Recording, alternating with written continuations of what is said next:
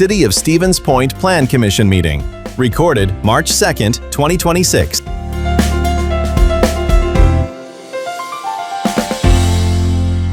We'll call the City Plan Commission meeting of March 2nd, 2026 to order.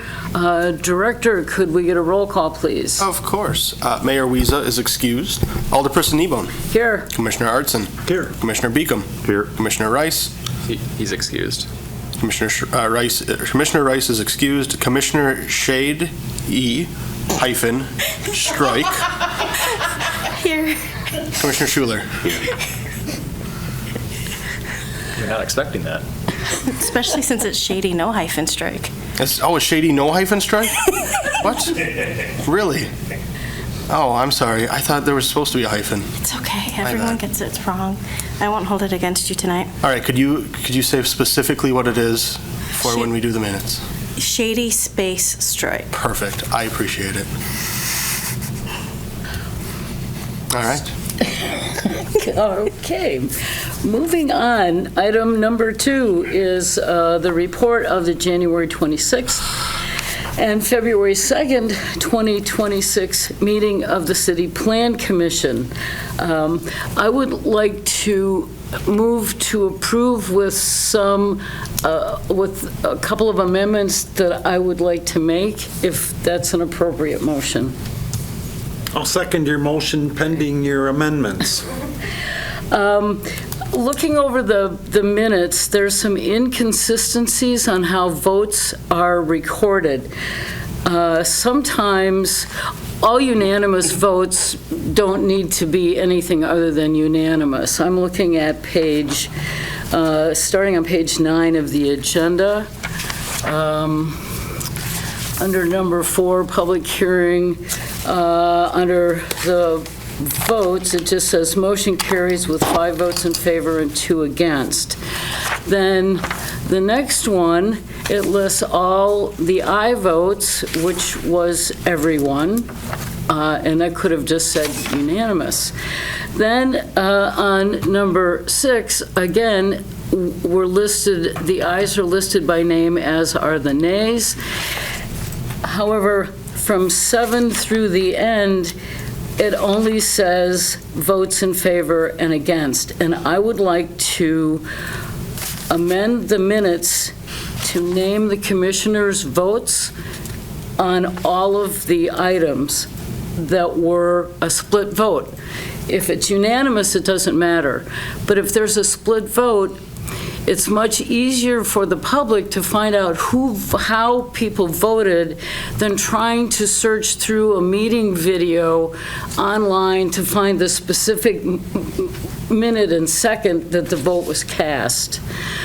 And since some are named and some are not, I think we should just, on any split vote, name the commissioners by name and how their votes were cast. I think that's reasonable, and I would suggest that over all committees, if we're not doing that, we probably should. It makes it a whole lot easier for the public to find out how people voted without having to do a whole lot of digging through a website or a video. So, but I don't know, that's a suggestion for other committees, and I'm not sure how those are recorded. So I would like the February 2nd minutes amended to reflect who voted in favor and who voted against on all the split votes, and on any unanimous votes, just say unanimous. And going forward, stay with that format. So, any other comments? I see the agenda talks about January 26th and February 2nd. There were 2 meetings on the 2nd. I assume the motion includes both the City Hall review and the regular Plan Commission meeting on the 2nd? The January 26th was just the zoning code rewrite. Right, there was no action taken on those. Oh, okay. And the other was a joint one that mostly was just a presentation.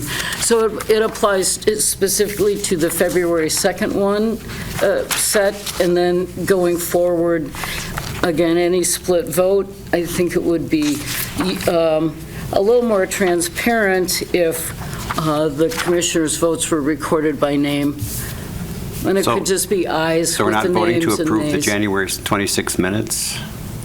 You are, it's just, I don't believe there was any. I wasn't talking about action. how the actions are recorded. I'm just talking about what minutes we're actually voting on. Yes, so you have February a set 2nd. of, you have a set of minutes from January 26th. Yes. That meeting was at 6 PM. You have minutes for a February 2nd meeting that was at 5 PM. Correct. And then you have a set of minutes that was from February 2nd at 6. That's the Correct. one, February But the- 2nd at 6. Agenda only talks about one February 2nd meeting, so.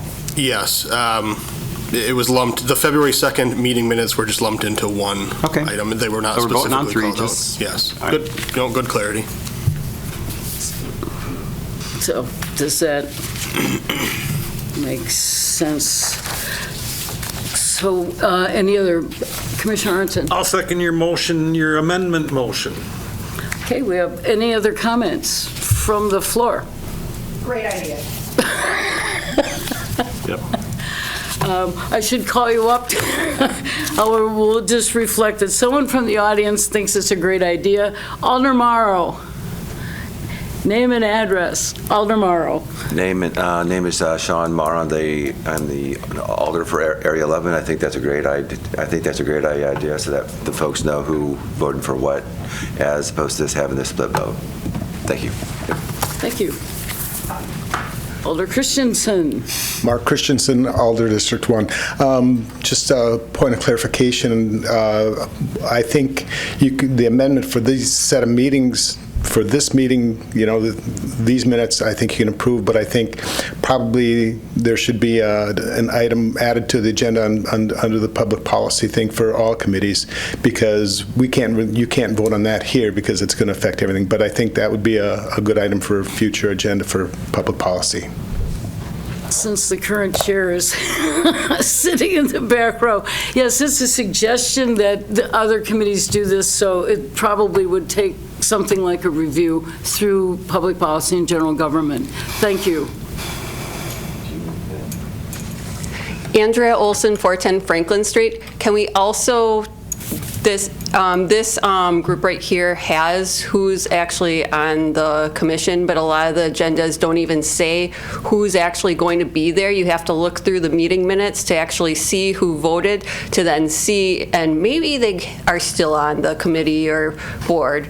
You don't know that. So if the names could always be up at the top, and if public comment will or will not be allowed at that type of meeting, it would be great too, because that's something that you never know. Like tonight, we don't even know if we're going to be able to speak, because per the Chapter 2 of the council rules, it is optional for any of the committees to allow people to speak.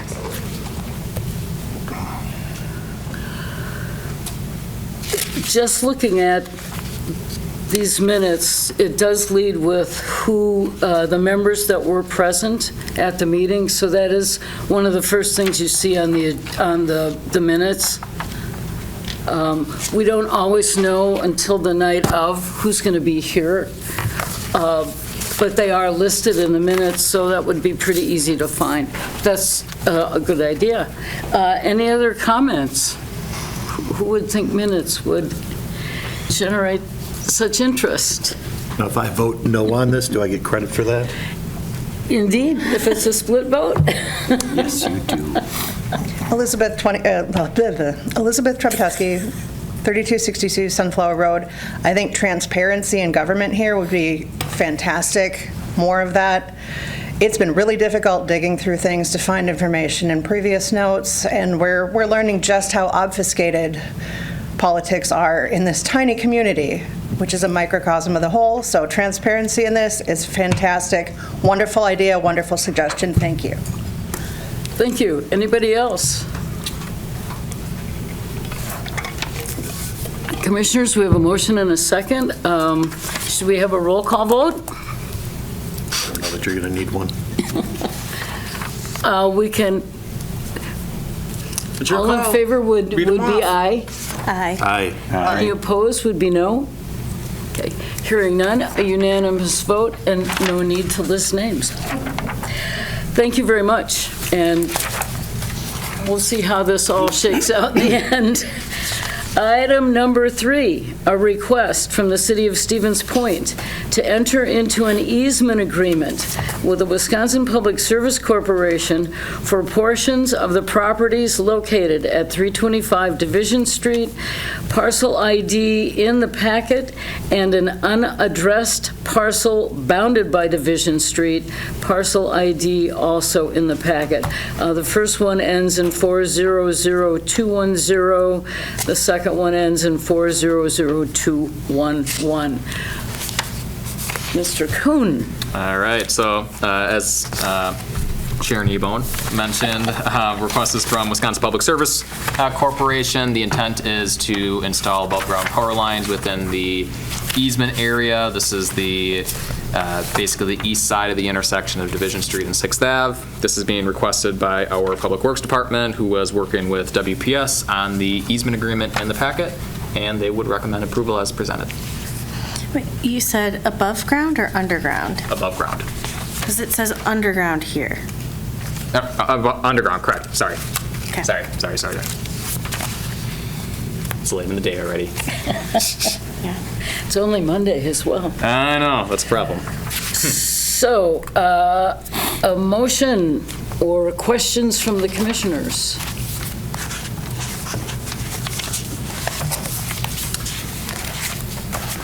I guess maybe I missed it. What's the purpose of the easement? Is for repairs? Is just for future access? Is there something being done now? Yeah. So it's basically the city granting access to WPS for the utility work planned now and also in the future when any maintenance is needed. So it's just ensuring that that agreement is in place in perpetuity if and when work is needed. Is this in addition to an existing easement? Is that it? That I'm not aware of offhand, if this is modification of an existing or brand spanking new. Is there currently a utility through there? Is there buried utility? That I don't know of offhand. Okay, I didn't. Doesn't matter one way or another, just curious. Move to recommend approval. I'm sorry? Move to recommend approval. Okay. Second. I have a motion by Schiller, second by Beacom. Any comments from the audience? I don't think we have anybody online. We got a couple people, but or online. They can raise their hand. Seeing no comments, hearing no questions, we'll call that vote. All those in favor would be aye. Aye. Opposed would be no. Hearing none, motion carries. Item number 4, a request from the City of Stevens Point to enter into a temporary limited easement with the Wisconsin Department of Transportation for portions of properties along State Highway 66. A lot of parcel ID numbers in here. The first one ends in 1402, second one ends in 0501, 1302, 1401, 2651, 2629, 3401, 0911, 0107, 0601, 0701, and 1301. All right, so another request from our Public Works Department. As you folks may recall, about 12, 15 months ago or so, you took some action regarding State DOT's intention to do a curb ramp replacement project along the Highway 66 corridor running through town. The purpose of this request before you tonight is an extension of that request. This would be a temporary limited easement for the state DOT to perform the necessary work within city property on those parcels identified in the packet. Key note here, unlike other easement agreements, is that this is temporary in nature. Once the work is done by the state DOT for the curb ramp project, this easement agreement would become null and void. Agreement has been reviewed by our Public Works Department and the city attorney, and they would recommend approval as presented. Commissioners, motion or questions? Do Do you have a map that shows the corridor? Like, it was really tricky to figure out exactly where all these were. And I don't have the background history that perhaps some of the other commissioners have. Do you have a map of where this corridor actually is? Yeah. Thank you. Go I on think I trusty Google figured it out, Maps. but I just want to double check. Yeah. So I guess working, if it loads, there we go. Running from kind of northeast to southwest, so Highway 66, go past the airport, Marshfield Clinic, go down Stanley Street until you get to Michigan Ave. So here, go south, then hook up on Main Street, and then you follow Main Street, Center Point, all the way out of town on the west side, and then venturing towards Rapids. And you said it was a curb and ramp replacement? Curb ramp replacement to make it be ADA compliant. Got it. Okay, thank you.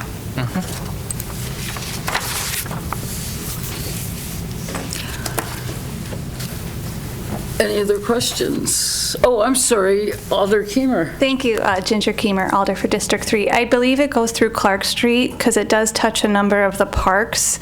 I know Sarimer Park and I think Gerke Park and that little like grassy area in front of the... Yeah, Okay. so eastbound traffic goes basically Clark Street up to Michigan and then reconnects Michigan to 66. Okay, I thought you said Main Street, so I just wanted to clarify. Okay, all right, thank you. Anybody else? Okay, let's see. I think we have a motion, did we not? Yeah, no, we don't actually. Not this one yet. I make a motion to approve. Okay. Motion by Arnson. Do we have a second? Second. Second by Schuler. Any other comments or questions? Anybody? Okay, seeing none, we'll go ahead and take the vote. All those in favor would be aye. Aye. Opposed would be no. Hearing none, motion carries. Item number 5, a request from the City of Stevens Point to recommend the sale of properties along Water Street. Parcel IDs end in 01937 and 01938. Got it. All right, Commissioners, so if you may recall, the Downtown Targeted Area Master Plan was reviewed by this body, Common Council, Redevelopment Authority, and a few other commissions, and that was adopted in May of 2024 and revised in May of 2025. We released a request for proposals for the redevelopment of the Edgewater Manor site, which was identified in the Downtown Targeted Area Master Plan as a priority for either urban waterfront housing or for an employment center relocation into the downtown. After staff had released that request for proposals in 2025, we were approached by 7 different development firms to discuss the site, all of which were evaluating the need for housing within the Stevens Point market and whether or not they could produce a product that would fit on the site and match their skills and talents. We did receive 2 proposals from that discussion, and the proposals were first discussed with the Finance Committee because there was a level of support that was going to be needed in either case, and so we needed the Finance Committee's guidance on moving forward with negotiations. Next slide, please.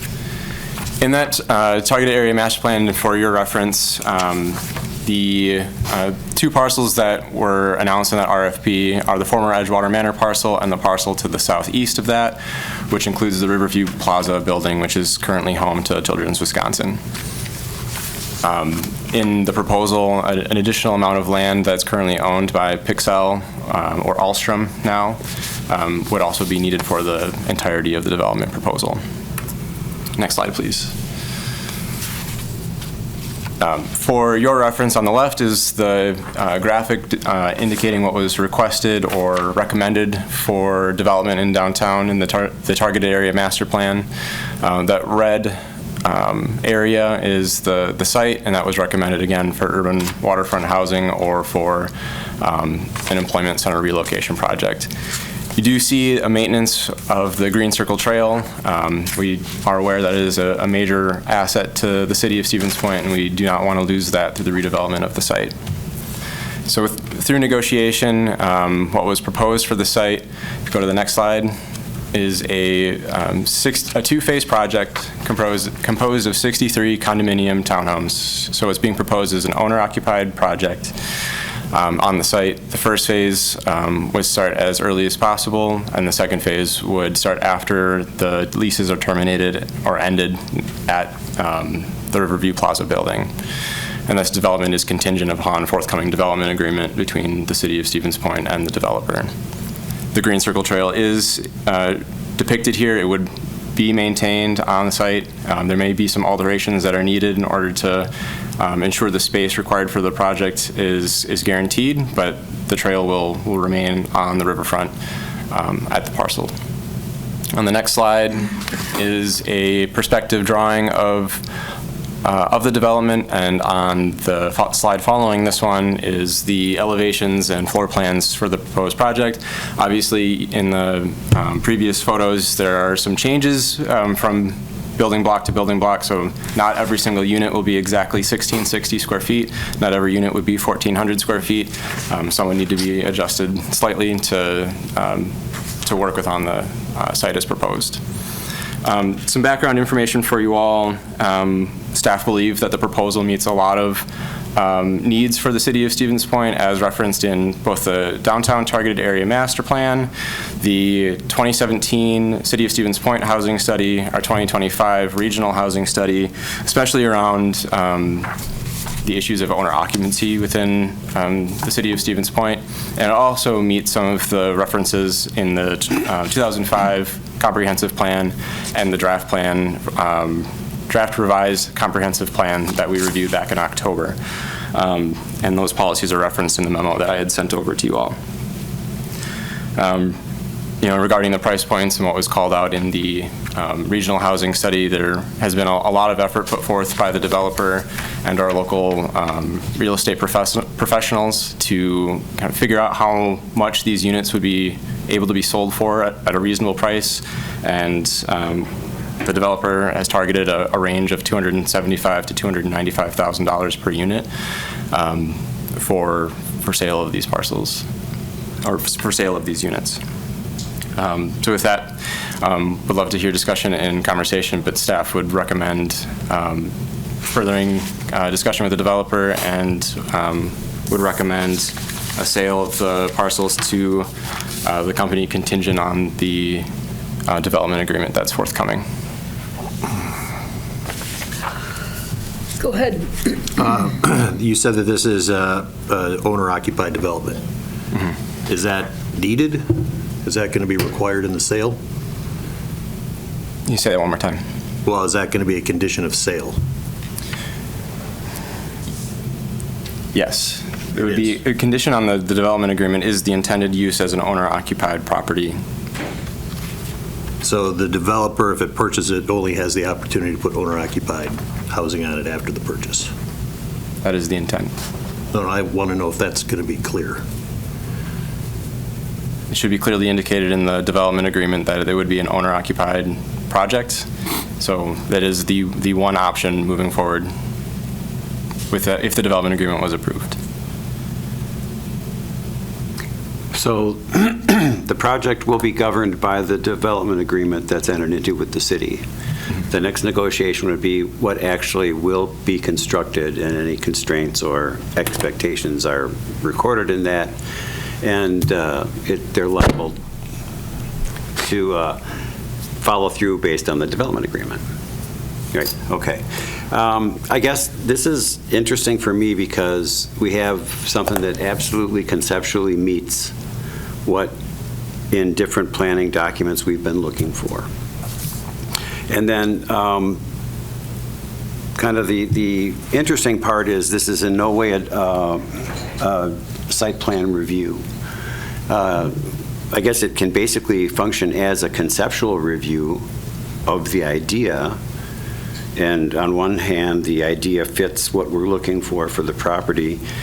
But as I look at it, I see an awful lot of units on the property. I see a lot of concrete, and I wonder rhetorically, because these are all rhetorical questions or points, it seems like if you want to visit somebody who lives along the water, you're going to have to park a block away and then walk down the sidewalk all the way in front to get to whatever unit you're going to try to knock the door and get and enter into. There's no access other than the sidewalk to lead to the units, and I thought that might be a little problematic. The lack of green space on the site directly next to the river, I thought was kind of concerning. The details of how stormwater works and potential for impact to the waterway, I guess, gets worked out at some point between other departments in the city and the developer. We talked, I guess we acknowledged that we don't have any green space requirements for multi-unit developments at this time in our code. But as we look to redo the code, we're trying to somehow introduce how to anticipate an amount of green area for amount of units at density. And so that doesn't apply to this, but just looking at it, it sort of gives me a little pause. The facade facing the street, right across from City Hall, I guess if City Hall were to be built with the initial setback suggested, that might create a nice area for these people to look out of, as they face the street. But it seems, given the illustration of it, it just seems a little, I don't know, severe, a little stark, a little, and again, I'm not an architect or a designer, but I find but I know one. But I just think, to me, in a knee-jerk way, it's kind of like I have pause with that. The whole front door on either side of this is kind of interesting. If you're entering from a Water Street unit or a River unit, it's, I guess, very urban, but I guess in stark contrast to other type of things. You have across the street a single central corridor, multi-story development, right? So that's more of a formal entry with access to the units. And it just, the way it's presented kind of hits me wrong, but I know that conceptually it's what we're looking for. So, it's an easy choice to say, oh yes, this is a project that we should sell the land for. But if this is the only idea of what we have that might be there, and knowing that if the next step is a development agreement that locks in the project before there's a site review or actual comments on it, I'm sort of at a little bit of a pause in my thinking on that. I would also agree that this visual block of units is actually too much for the space. I will champion affordable housing all day long. Anyone who knows me knows that is indeed like a thing for me. But it feels too dense for the space. We're losing a lot of access to views, even as people walk down the street or walk by City Hall. And I appreciate that they're maintaining the green circle trail. That is a gem that should not be neglected or missed, but I think the design itself, it needs a lot of work. As it sits, this is not something that I would want to see coming down Water Street. I also, I sent a question to Adam earlier that this also does not meet the current zoning guidelines that this plot sits on. It's zoned as B3, I believe, and this is clearly would fall under residential. And just but I also don't have the historic background.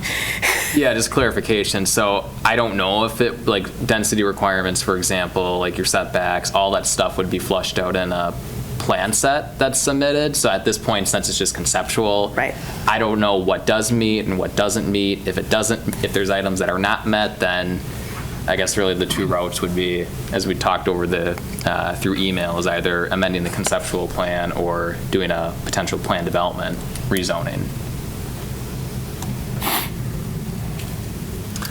Commissioner Ernson. I was wondering about ownership of how is the ownership going to work out? Each homeowner would own their house, who would own the property? Would that be some type of homeowners association? Would that be a buyer just owning it all? And I don't know how that works. It kind of came into play. I was wondering, are we going to have 64 docks along the river there? Who controls the water access, the water frontage? They going to put a big marina out there? Is it going to be limited access? And, how does water access, affect the Green Circle Trail going right through there? Any suggestions, insights? Yeah, Adam, if you wouldn't mind scrolling up to the slide that has the blue and purple block around the actual parcels. Yeah, that one. So through negotiations and discussion with the developer, the land that is along the Wisconsin River would continue to be maintained and owned by the city of Stevens Point. So the property owners themselves would not have the ability to go out and put out their own personal docks out on this section of the river, and we wouldn't recommend it either. There's a reason why the bridge was built as low as it was, to make sure that boaters were not going that far down the Wisconsin River towards the dam. It is a safety element of the Wisconsin River that I don't think a lot of people know that was very intentional. As a condominium project, so every owner would own their own unit. They'd have their own shared maintenance agreement and shared maintenance obligations for the buildings in whole. But the condo association would essentially own the land itself there. So they have, I guess, rights or an ownership stake in the land, but they themselves do not own the entire parcel. And again, the city would maintain ownership of that stretch of land adjacent to the river. I guess a couple of comments too, just to let you know where staff was thinking during negotiations with the developer. We were originally approached by several firms years ago about this parcel and seeking guidance on the design, because we have contradictory things on this site. It was actually quite challenging to tell folks how they should be designing here when making a proposal. Because naturally a developer is going to say, we have an amazing waterfront views, we should make sure we're capitalizing on that and allowing residents access to that, especially if they're going to be living on this site. And within our downtown targeted area master plan, we have a design recommendation that we should have buildings fronting all of our roadways. And so we're in a bit of a sticky wicket on this parcel, because there is a narrow stretch. It would take a lot of creativity to put forth a building design that does both of those things with the amount of space that's available. And so the proposal came forward with a recommendation to try to utilize both of those things as much as possible. So that's how you end up with a more dense development on that site, and with the amount of green space that's immediately adjacent with McLaughlin Park, that there is some green space kind of baked into the site that is right there for residents to use.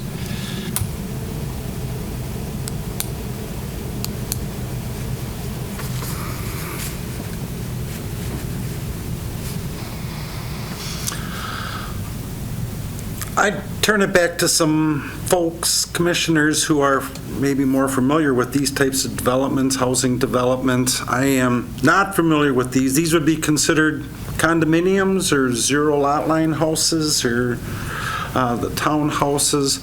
The only place I've seen these is my hometown in Middleton along Lake Mendota. There's just a wall on that west side of these houses that, in my youth, they were dilapidated and like vagrant housing, but now they're top-notch real estate, fancy places, very nice. And but again, I'm not familiar with it. I don't know how it was look. I agree, Jeff, that right. These are things that we discussed in the future land use plan, what to do about this property and getting these types of residential developments there. In the housing studies, we've talked about townhouses, and always a lot of talk about condos, and condos don't work here, condos ain't gonna fly because of one reason or another.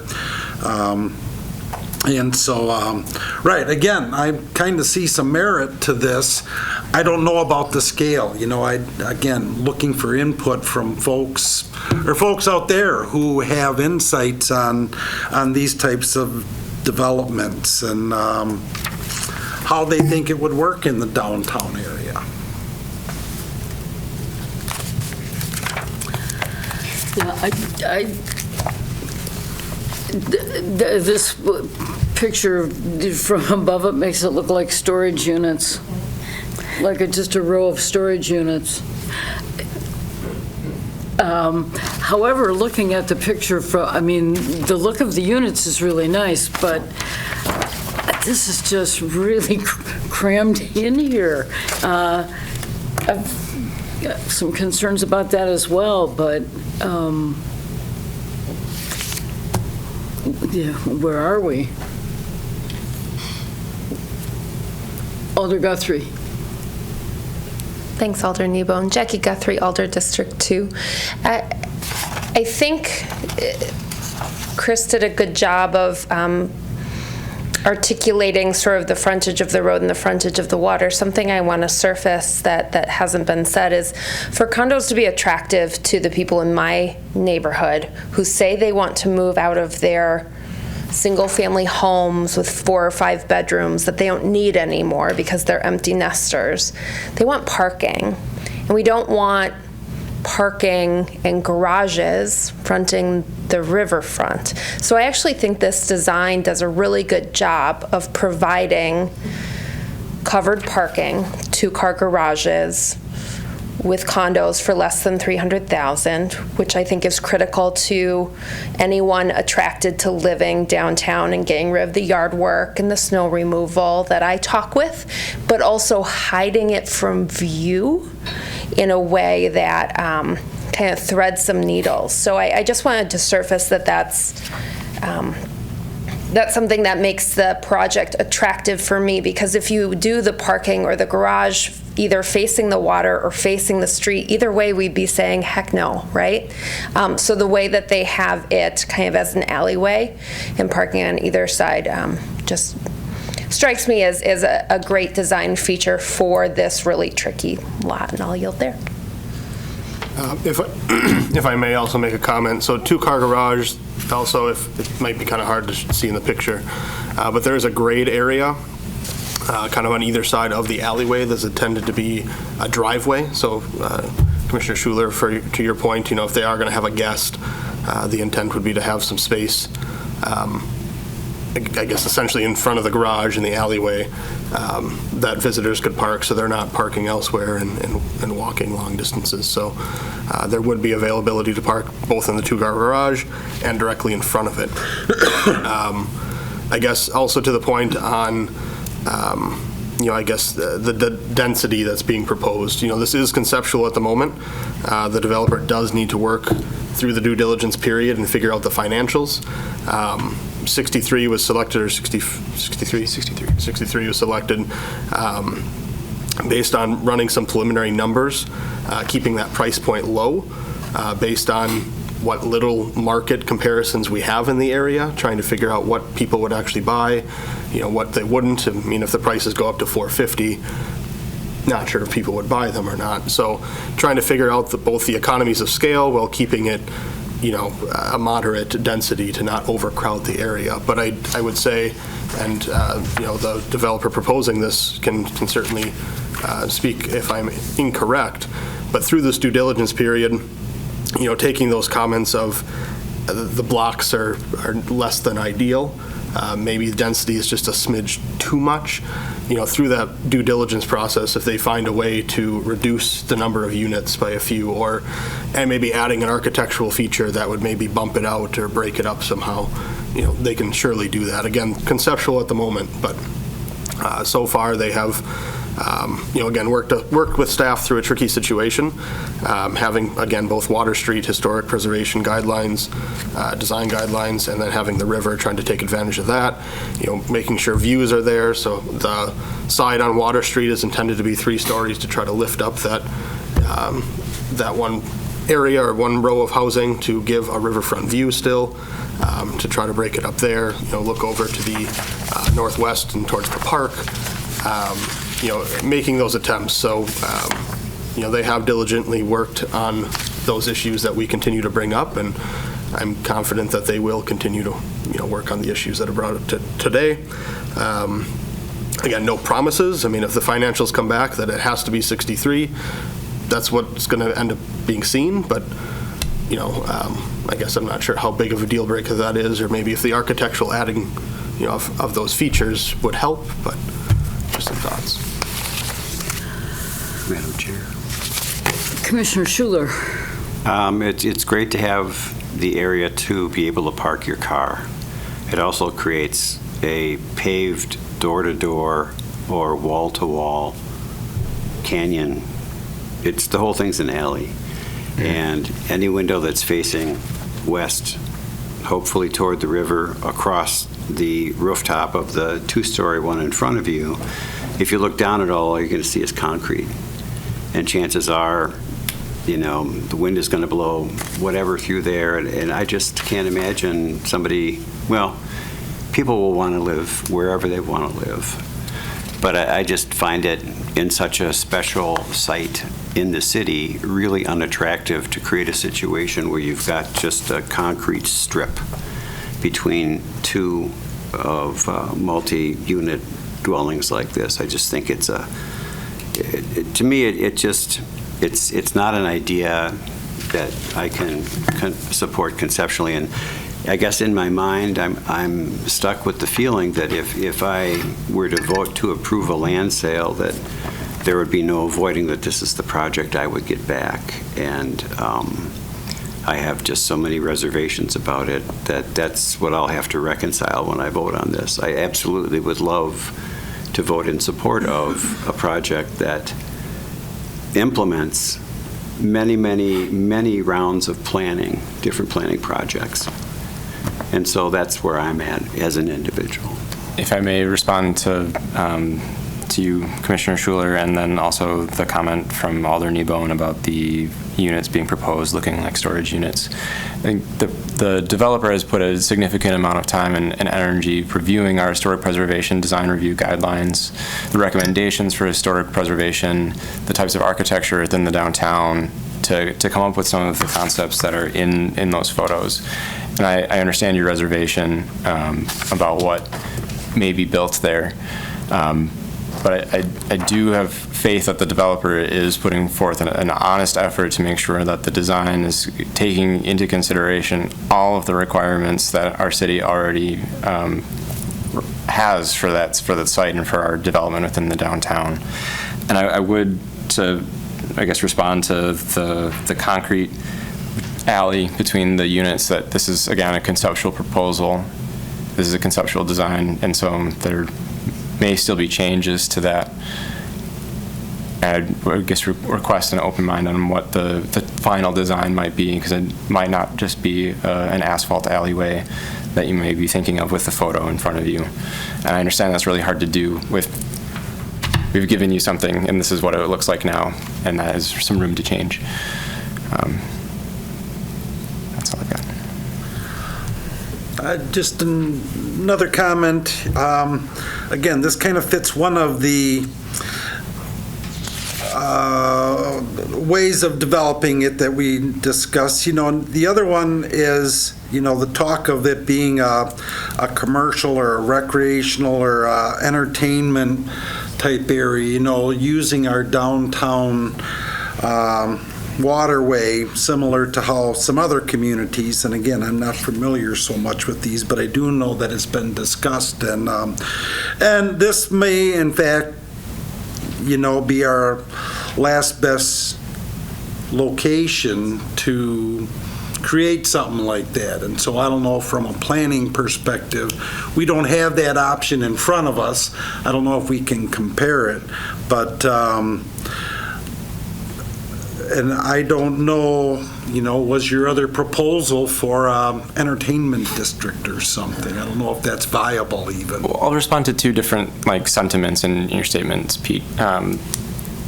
So within the downtown targeted area master plan that was approved, we looked at a variety of sites, this being one of, I think, maybe 7 sites that got some special attention.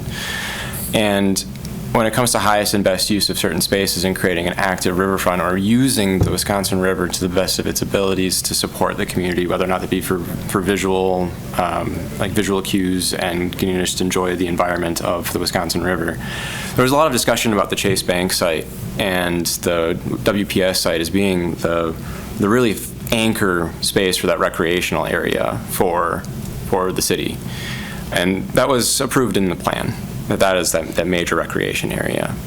And so if we were going to focus our energy towards any one particular thing in this area, we all, I guess, not we all, but the community had agreed at that point back in 2024 that this area would be best suited for an employer or housing for the downtown. And we know that we would benefit pretty significantly the downtown economy by bringing more residents closer into the downtown district, and we can have that discussion maybe after the meeting. The other proposal that was received was for a renter-occupied project instead of an owner-occupied project. Similar, just housing 80 units instead of 63, and the numbers shook out differently for that project. And so staff and the finance committee agreed that continuing negotiations on this proposal was the best route for us, given what opportunities we have and what we had agreed upon when the targeted area plan was approved. All right, good. No, good answer. And yes, now that you mention it, I recall we were talking about that, and kind of the other side of the highway is maybe that real heart of the entertainment area. And this was, I guess I don't specifically recall, but right, as we said, it's reasonable to figure kind of somewhat high-density housing for the area. Has the developer considered taller, like a high-rise, as opposed to low and sprawling, higher? We've had multiple development proposals consider high-rise apartments on the site, and the numbers are just they don't work on the site given what we've already built within the downtown. It's a difficult ask to put together another high-rise situation. I have another question. Well, it goes back to something Commissioner Schuler's concerned about. I have the same concerns. If we sell it to this developer, is this going to be a done deal because of what they're going to need to make it work?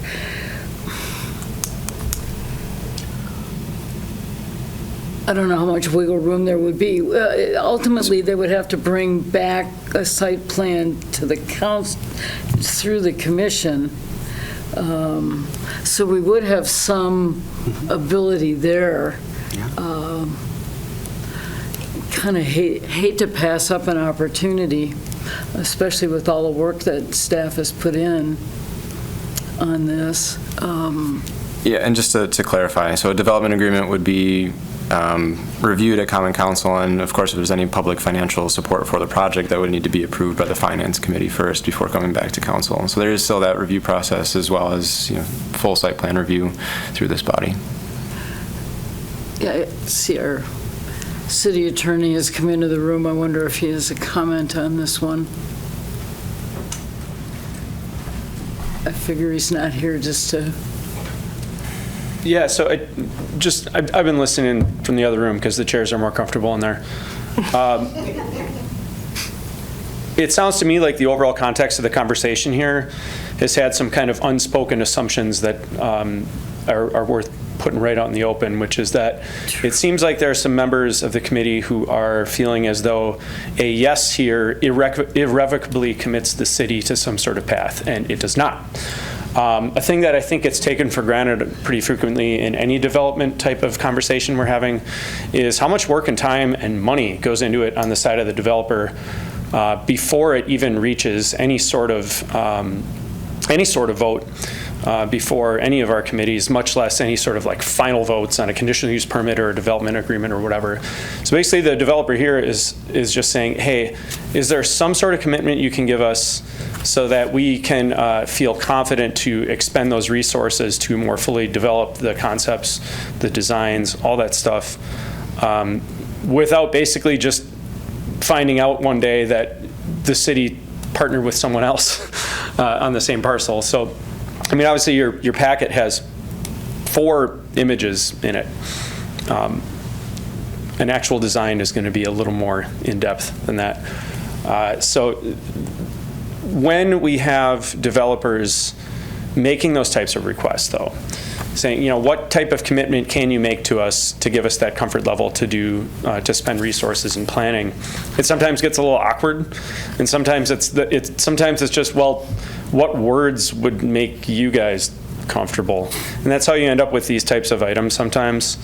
I remember way in the past with Michael Ostrowski, we had a couple projects where the conversations and planning happened between the community development department and a couple developers on a couple different projects, quite in depth before anything was brought to any sort of public meeting. And then when it did get brought forward, it just got completely shot down really quickly. And the developers were just like, yeah, that was not cool. Because they had, I think I remember there was one where they had like $200,000 worth of planning into it, and then in like 10 minutes on the meeting floor, it just got completely thrown out the window. So then we started bringing things to the the planning bodies way earlier, and this is just sort of one iteration of that, and it is very dependent upon the particular just sort of personalities of the developers as to what level of confidence they have to move forward with the planning phase of stuff before it gets to any sort of concrete commitment. So there'd still be the normal trappings and approvals needed for this, which I expect, even if it did move forward, probably wouldn't be for quite a few months. So obviously, if I've misstated anything, you guys work with this stuff daily, and I'm just sort of almost a spectator. Well said. No, I appreciate you providing that input, because we did discuss whether or not we move forward with a development agreement or with a letter of intent to provide some sort of guarantee. And we are trying to move forward in good faith and work with the developer and to say, we like this concept. We want you to finish refining the details, and we'll amend that development agreement so it reflects that perfectly. So that's why you're getting to see this earlier than maybe the site plan review phase, because there was some of that assurance that the developer wanted sooner, so we could, really hone in that they're not going to waste hundreds of thousands of dollars to no result.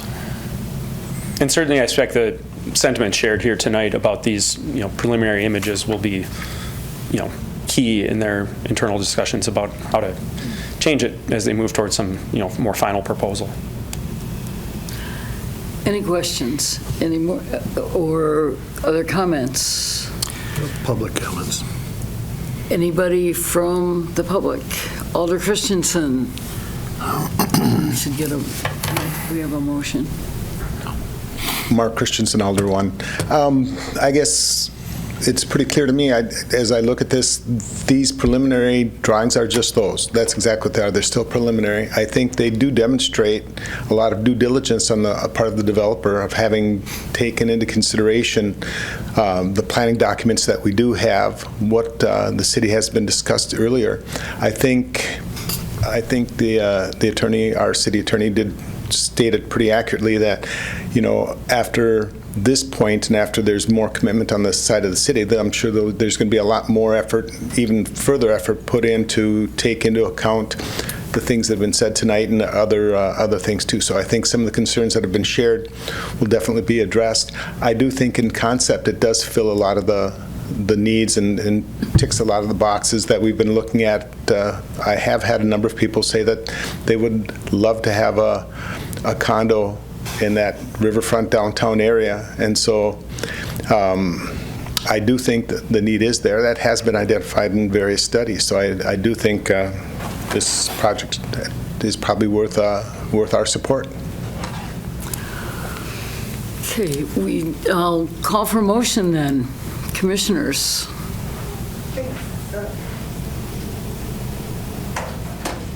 Okay, well, I was going to say we'll get a motion at least. Go ahead, Andrea, go ahead. Go ahead. Got scared.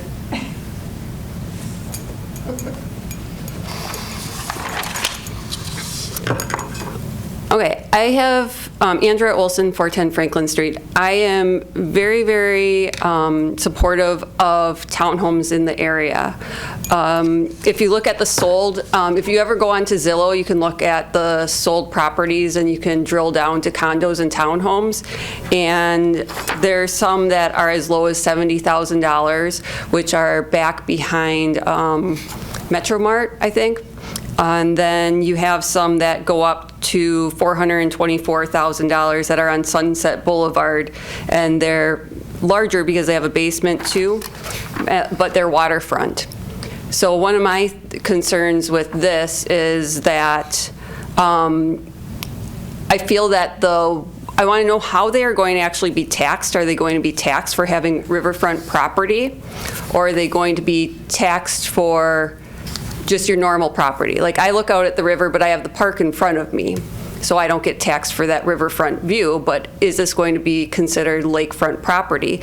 And if it is lakefront property, I can see the costs of these units exploding. Like, they say that they're going to be within this price range, but demand will determine the initial, well, you'll have your initial price, but then they're going to turn over and somebody's going to make a really big profit probably reselling them, is my thought.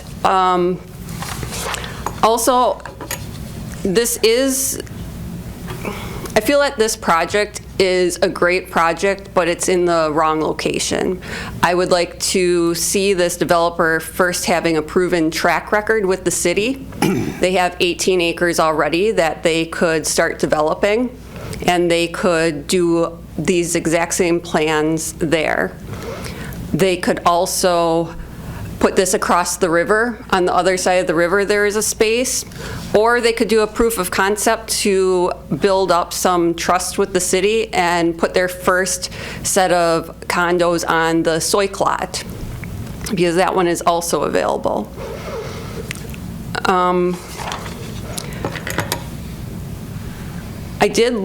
I was very worried about the lack of residential experience that I was able to find online with this developer. And I did a screenshot of the image underneath the little rendering, the JSD, which is JSD Planning and Engineering. They do residential developments like this in their portfolio. They also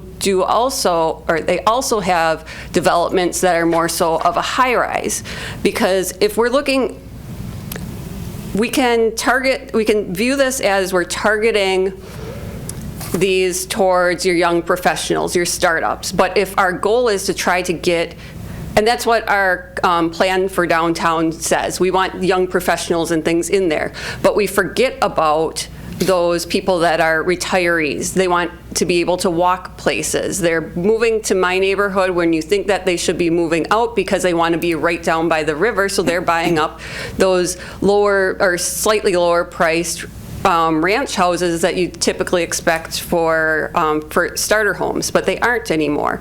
So if you want to try to get the elderly or retirees out of their current homes to put them back on the market, they need some options. They are not going to be buying these because they're running into the same problem as they did on 4th Street with those zero lot line houses. They aren't single floor units. Arc Central just proposed some single floor units over behind Kim's Barrel Inn, which I thought that proposal was very interesting, and I thought they might have been the ones that were turned down for this lot.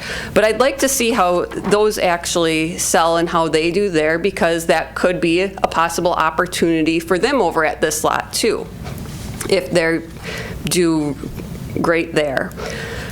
So this does still leave the city with some waterfront views, but do city staff actually need a waterfront view? We could be putting something there that is a high-rise, condo high-rise, pre-sell the units, which they do in many towns. You can pre-sell the units, and then you can have your restaurant on the first floor with some community space or something like that for events and things, and still be able to have those owned units.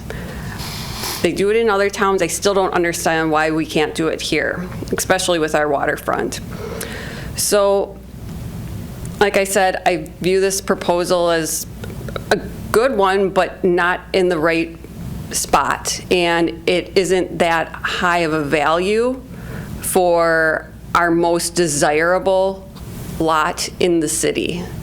It's going to be probably, we're going to have to buy one more lot there, which will probably end up being $500,000 for this project. And if we're giving the land away, which we don't know yet, that's $2 million at the very least of land going to a development that is sitting at about 18 million, I think it is.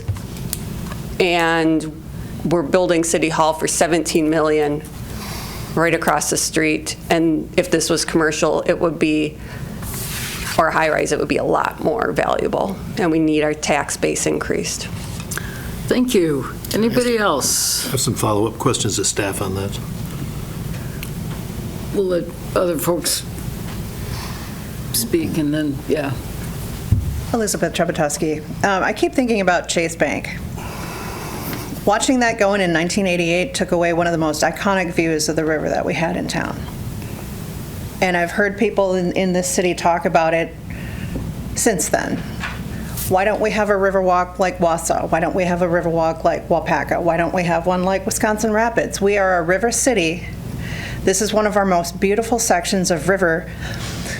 Why are we building these, what did I say, uninspired architectural drivel in this spot as opposed to something that would be actually beautiful and interesting and integrated with the river to see when you enter City Hall, which is a place that anyone coming to this community might actually come and look out and think, this is what this city is. Do we want them to think this city is a bunch of boxy condominiums? This is what they think of their river? Or do we want to have the river view integrated into what we see from City Hall?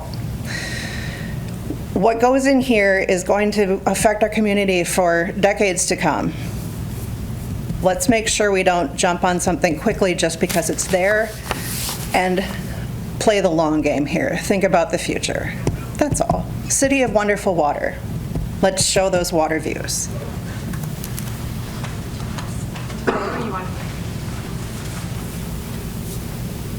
Savannah Hebier, 52724 Circle South. I have notes because I just forget everything when I get up here otherwise. The language in the RFP by the city sets a high bar, appropriately so, given the importance of this parcel, emphasizing high-quality architecture, riverfront integration, public access, long-term tax base growth, and design that complements the historic character of downtown Stevens Point. I understand this is being described as a preliminary proposal with room for revisions, but experience has shown me that historically, once approvals begin, momentum snowballs and meaningful changes become harder to make. If we want elevated standards, they need to be established now, not after more time and resources have been invested. When reviewing the developer's publicly available portfolio, much, if not all, of their experience appears to be in commercial retail projects, gas stations, convenience stores, strip-style developments, and other commercial build-outs. While those are legitimate projects, they are fundamentally different from the expertise needed for pedestrian-oriented urban riverfront development that is envisioned in the RFP. This site deserves more than a transferable template. It deserves a design that is shaped by the water, the trail, the historic downtown, and the public realm around it, a design that feels rooted here. The fact that this parcel is narrow and challenging is not a reason to lower expectations. It is exactly why specialized expertise is essential. I recognize the urgency around housing, and I support putting this land to productive use, but urgency should not lower our expectations. The quickest viable option is not always the one that delivers the strongest long-term civic value. At this stage, it's not clear how this proposal meaningfully advances the goals of the RFP beyond simply placing housing on the site. I would like the Plan Commission to consider what comparable riverfront residential projects has the developer completed? Has the developer delivered urban infill projects integrated with public trails? What design professionals are on the project team? And has a waterfront design specialist been retained?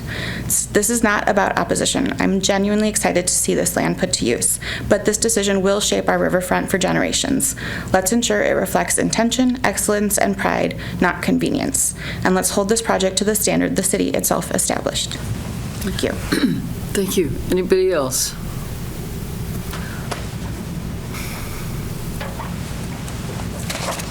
Chris Mechnick, 4416 2nd Street, Stevens Point. Not here to talk to you about groundwater today. Here, just as an ordinary citizen, with a little bit of experience in this process, as we've alluded to, that sometimes things get decided and they can't be changed.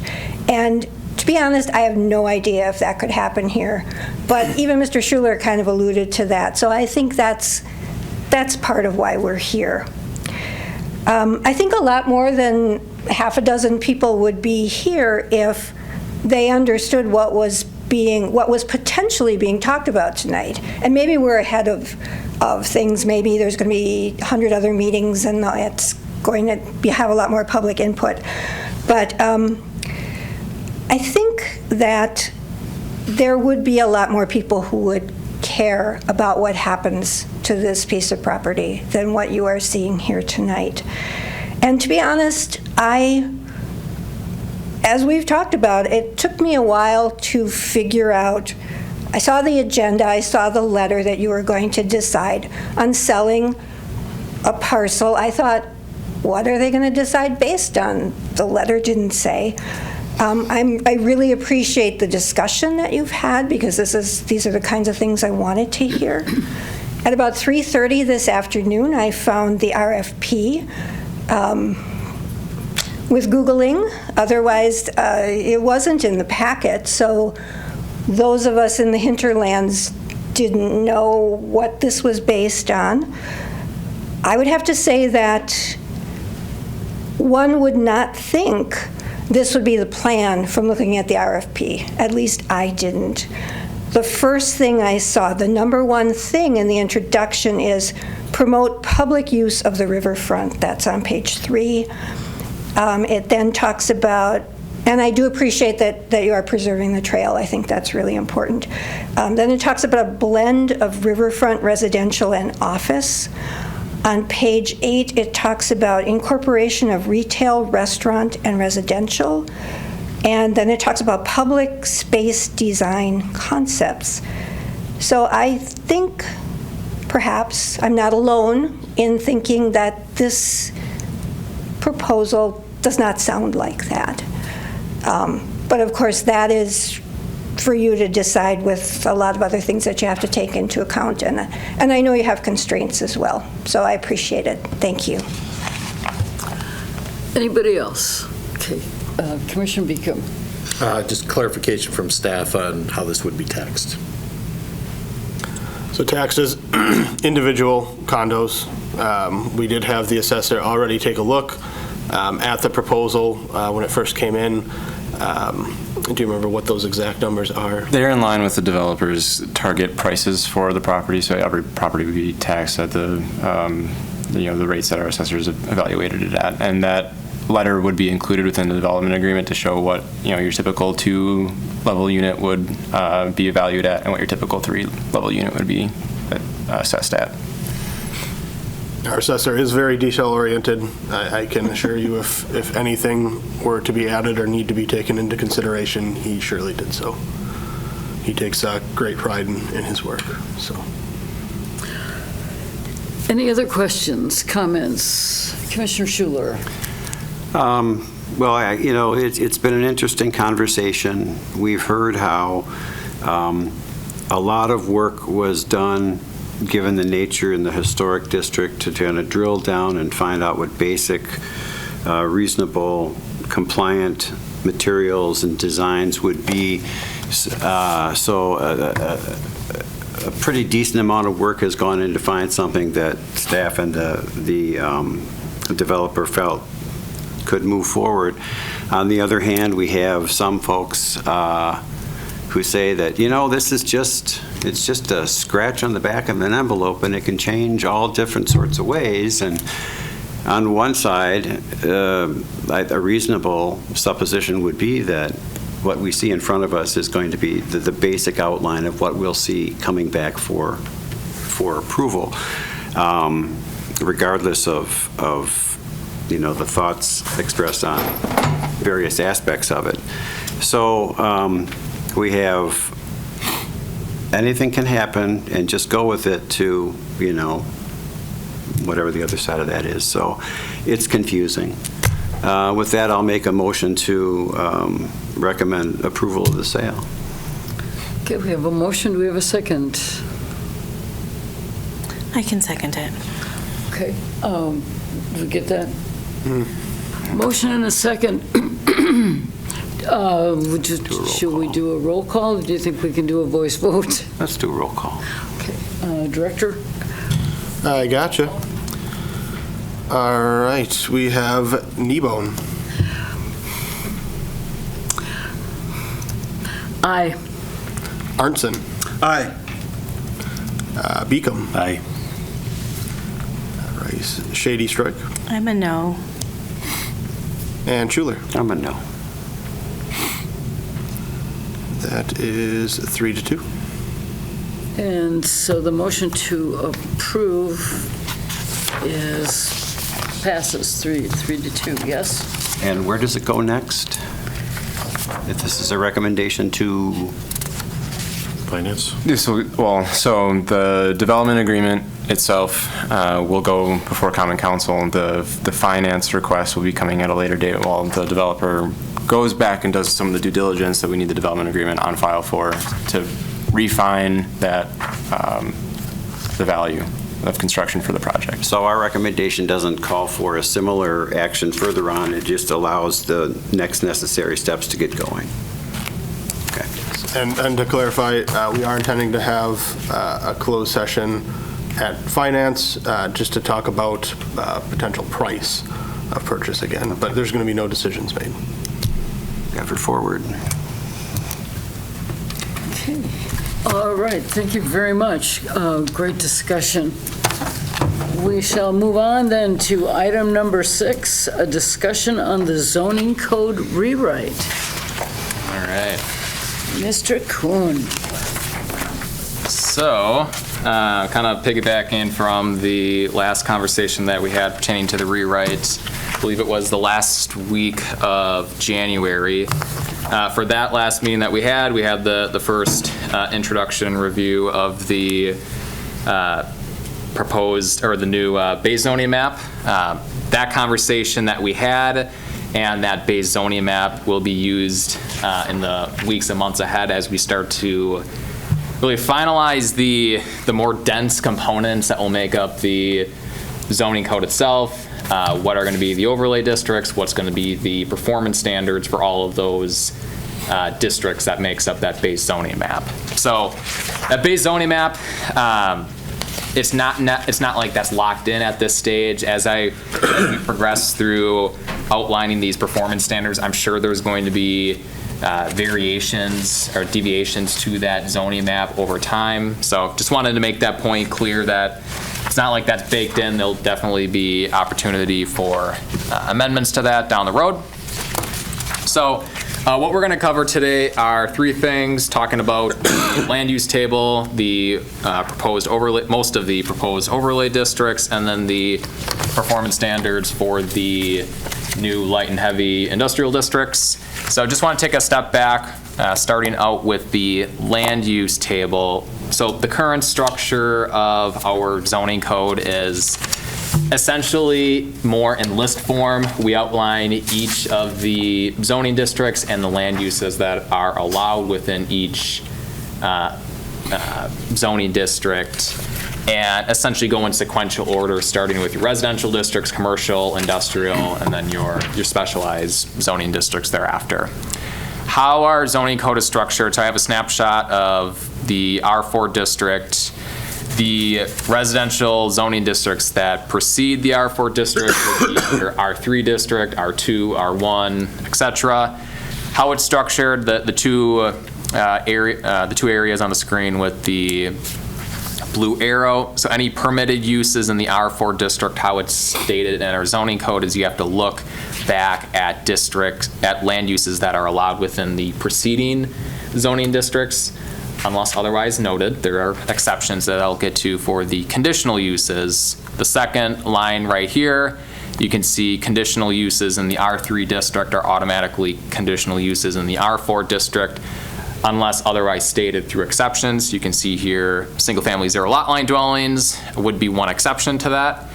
The real tricky part with having the land use allowances be in list form, and the reason why you see communities deviate from this form to a land use table is because you can have a particular land use that fluctuates from being permitted to conditional to prohibited in many different iterations.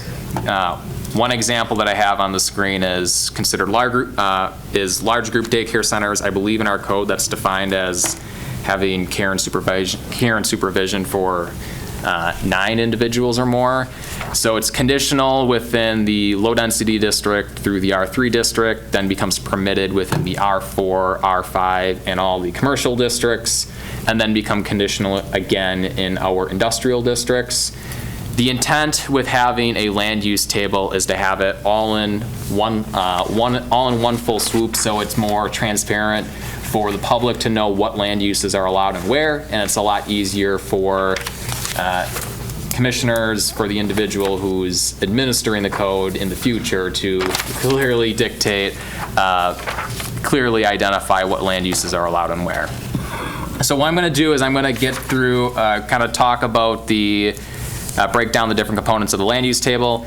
Obviously, this is a land use table that is, at this point, it's easier to view in electronic form.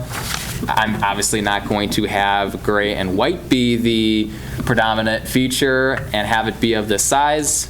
That'll be worked on later on. I'm just arguably not going to be spending a lot of time on making this pretty until I get some clarity from you folks as to, is this the overall structure you want and what you want included in these tables going forward. So break it down, you'll see I think the next 4 slides. So first slide, highlighting the specific land uses. So the list of land uses are shown on the left-hand side of the table, broken by broad land use category, starting with residential, going all the way down towards your utility and agricultural park land uses. There's going to be a lot of these land uses that are going to be further defined within the definition section of the zoning code. That's going to be one of the last sections that you folks will be looking at as part of the zoning code rewrite, but just be mindful that for a number of these, there's going to be a physical definition explaining what this land use is. And then lastly, the most key, a big key for this table is it's impractical for me to list every single type of land use within this land use table because 1, there's surely going to be land uses that we're going to forget about, and 2, there's going to be land uses that don't even exist at the present day but will pop up in short order in the years that come. You know, data centers being a common type of land use in the news today really wasn't much of a thought a few years ago, but now is the biggest craze, right? So how it's going to be structured in our current code as is in the proposed is if a land use is not specifically listed in the code, it would be identified as prohibited unless through the administration of the code following the process outlined within, it's determined that that non-listed land use is part of a general land use type that's described. And there'll be a general process that will explain, kind of go through that process. Next item, most of the columns that make up the center part of the table, those are the base zoning districts itself in abbreviated form. Have some of the examples shown on the bottom of the screen and in the memorandum. Last column is the supplemental regulations, and this is going to be essentially additional regulations tied to that specific land use. These could be additional land use regulations, site design regulations, or operational requirements, again, for that land use. Have some examples listed in the memorandum from a land use regulation. One example could be your adult entertainment stores having additional restrictions as to how close they can be to particular land uses. For CBRFs, community-based residential facilities, you have certain statutory requirements that would have to be upheld. car washes. You folks recall from last month, there's the standard condition that we've had for that land use for operational hours that it can't be in operation during nighttime hours. The goal of this is to codify the supplemental regulations into code so that it's A, more transparent for the public and for a potential developer, and B, frankly, make it more sturdy, more rock solid, instead of merely placing that as a condition to a land use request that's brought before you folks. And then the last one for the land use table, this is really the meat of it. What land uses are allowed and where by land use. So P's are identified as permitted, as being a permitted use. C's would be a conditional use, and then a land use within a zoning district that has an empty cell would signify that that is a prohibited land use there. I guess one last point that I'll make before kicking it back to the group is, in identifying what land uses are permitted, conditional, prohibited in here, there's really two general perspectives that I had, two general train of thoughts that I had. One is to increase the quantity of permitted land uses that are generally allowed here in the city. And the reason why that's the case is because of the increased quantity of zoning districts that's being proposed that you folks reviewed about 5-6 weeks ago. As you recall, obviously conditional use permit requests can be thorny at times in terms of your true ability, in terms of your full ability to regulate and apply local and statutory provisions accordingly. One avenue that communities have taken to kind of circumvent some of the statutory restrictions is through the zoning ordinance rewrite process, identify more land uses so that land uses are either strictly permitted or prohibited within a given area, instead of having that middle ground of a land use being conditional. Second reason is really increase to the greatest extent possible existing land uses being conforming with current code. That's generally the scope of what zoning seeks to achieve in the long run. With caveats, obviously. I mean, I've heard your folks' comments about self-storage facilities, that we are arguably have too much of them, that we should further restrict where those types of land uses are allowed. There are exceptions, obviously, that are taken into context. So with that, I'm going to kick it back to the group. General comments or clarifying questions that you have about the table itself before we get to kind of the details of it. Couldn't you get it on one sheet? No. And read it? It'll be readable later. Commissioner Herndson. Testing your eye strength.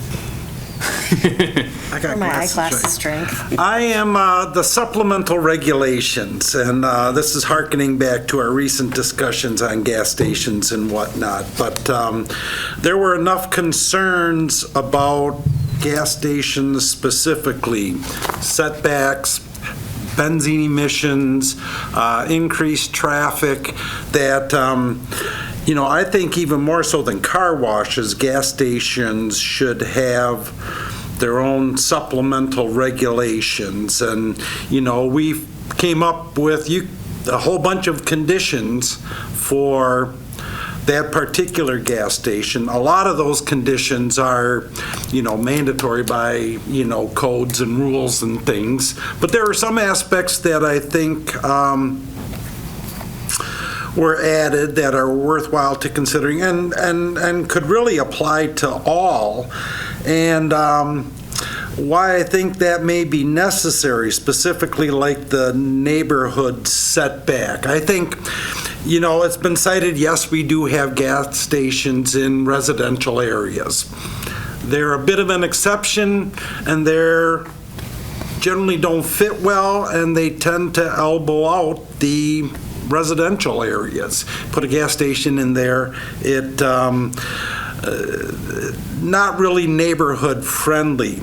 And the other thing I was thinking about too, you got some examples. You got some smaller gas stations, but the reality of it is, gas stations going in this day and age are going to be, quick trip size. They're going to be a grocery store. They're going to have 20 pumps, so they're not going to sit in there. That's going to cause increased traffic. That's going to cause increased volatilization. So more reasons to include that setback. And, I saw the land uses where gas stations would be permitted, and sometimes I think that wouldn't be sufficient. I was specifically looking at some of these light industrial areas that are probably grandfathered in, but in the midst of residential neighborhoods, and if it's a permitted use, nothing you can say. Somebody wants to put a gas station in there, blop, there it goes. And so these supplemental regulations would kind of prevent that. If you say that the gas station's got to be 300 feet away from residential area, and you got a, small industrial location, well, you can put it there by permit, but if you can't meet the standards, then it can't go there. And so anyway, I don't know that I have specific suggestions. I don't know if you're looking for them now. I may have mentioned some, but I see something that'd be worthwhile pursuing to include in this. Yeah, my goal is if there is a general blessing about the structure of this, of how we regulate land uses in table form, one of the next order of businesses would be to flush out those supplemental regulations. I mean, not every one of these land uses are going to have something, but a good number of these will. I mean, just, a mere cursory view of past CUP requests brought before this body, looking at the conditions that were applied. I mean, that's a good, easy first step that can be had to apply those conditions onto the supplemental regulations list. Right. And I see the supplemental regulations as kind of crossing that. I learned over the past few months about the conditional use process, and I thought there was a way to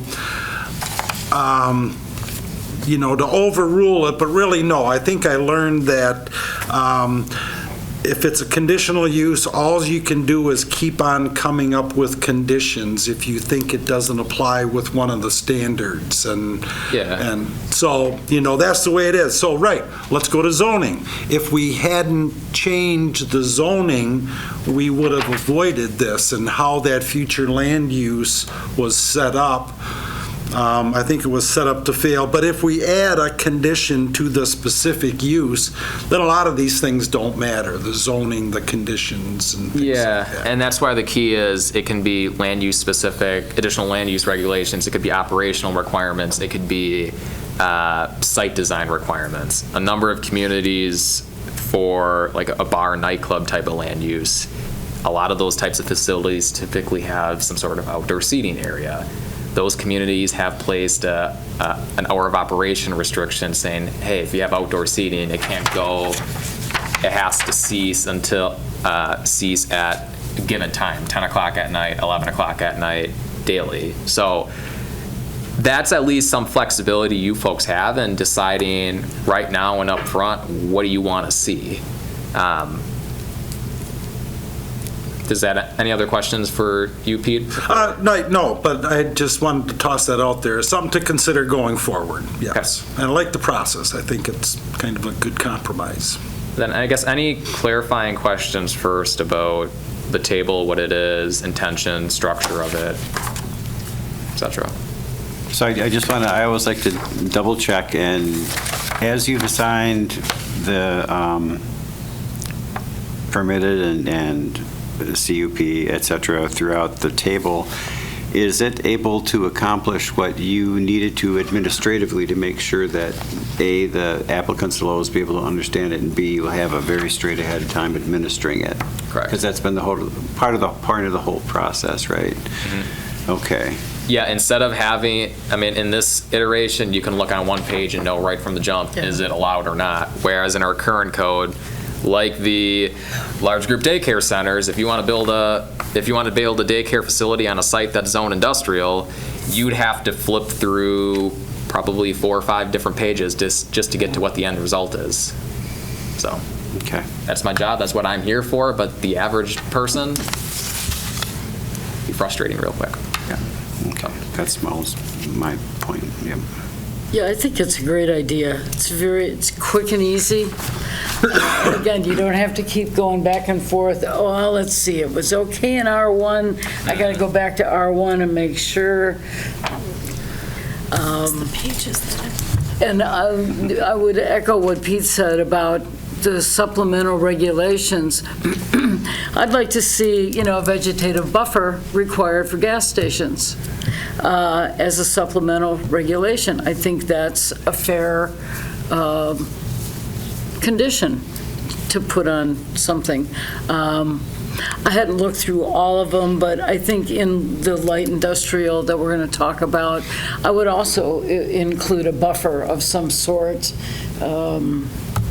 as a condition. But anyway, I think I like the table. It makes it a whole lot easier for anybody looking into something on a particular piece of property to know what they can do right away, perhaps before they make a purchase. Anyhow, I think it's a good start. Okay. I guess then jumping to where the P's, the C's, and the blank spaces are allotted on here. I guess I'm going to defer to you folks. If there's any questions or comments you have now, feel free to raise them. Otherwise, again, this is going to be a table that will surely be revised in the weeks and months ahead. So if you want to take several looks at this, feel free to shoot me your comments afterwards. I've looked, myself and Anna, our planning intern in the back, we've looked at this multiple iterations, and there's always been revisions that's taken place after almost every single time. So this will surely not be codified, what you see here here in the packet. Good deal. Yeah, if there's any overarching comments now, happy to hear it. Otherwise, I guess this will be more of your marching orders for the next few days and weeks to take a look at this and send me your thoughts.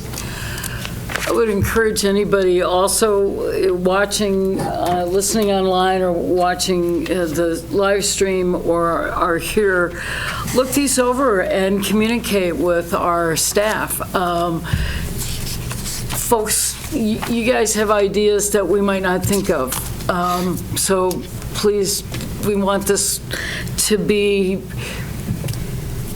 open to anybody that's got some good ideas to help us going forward. So please reach out to Mr. Kuhn or Director Kivela with comments, suggestions, and we'll see if we get some of those kinds of things included as well.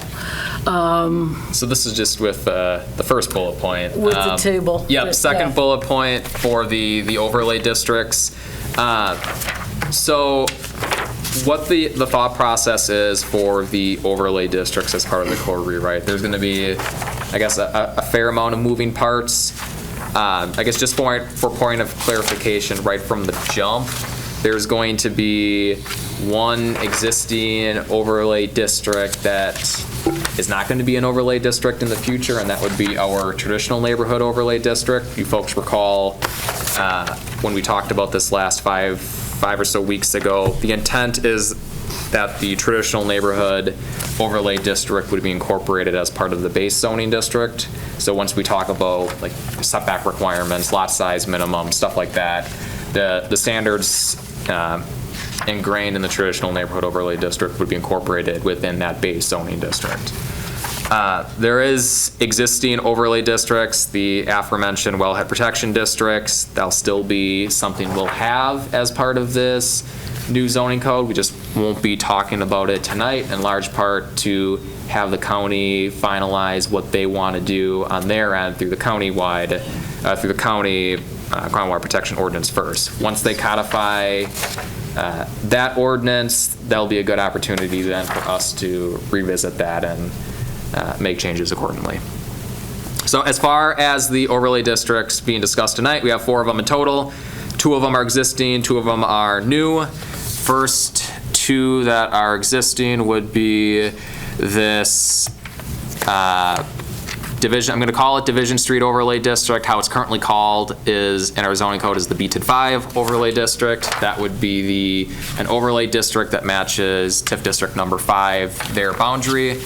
Essentially, the properties along Division from 4th Ave up to the roundabout. For this existing overlay district, you have, I guess, take a step back. 4 overlay districts, the nice part about it is that you can establish deviations in land use allowances and deviations in performance standards that would otherwise be required in that base zoning designation of a property.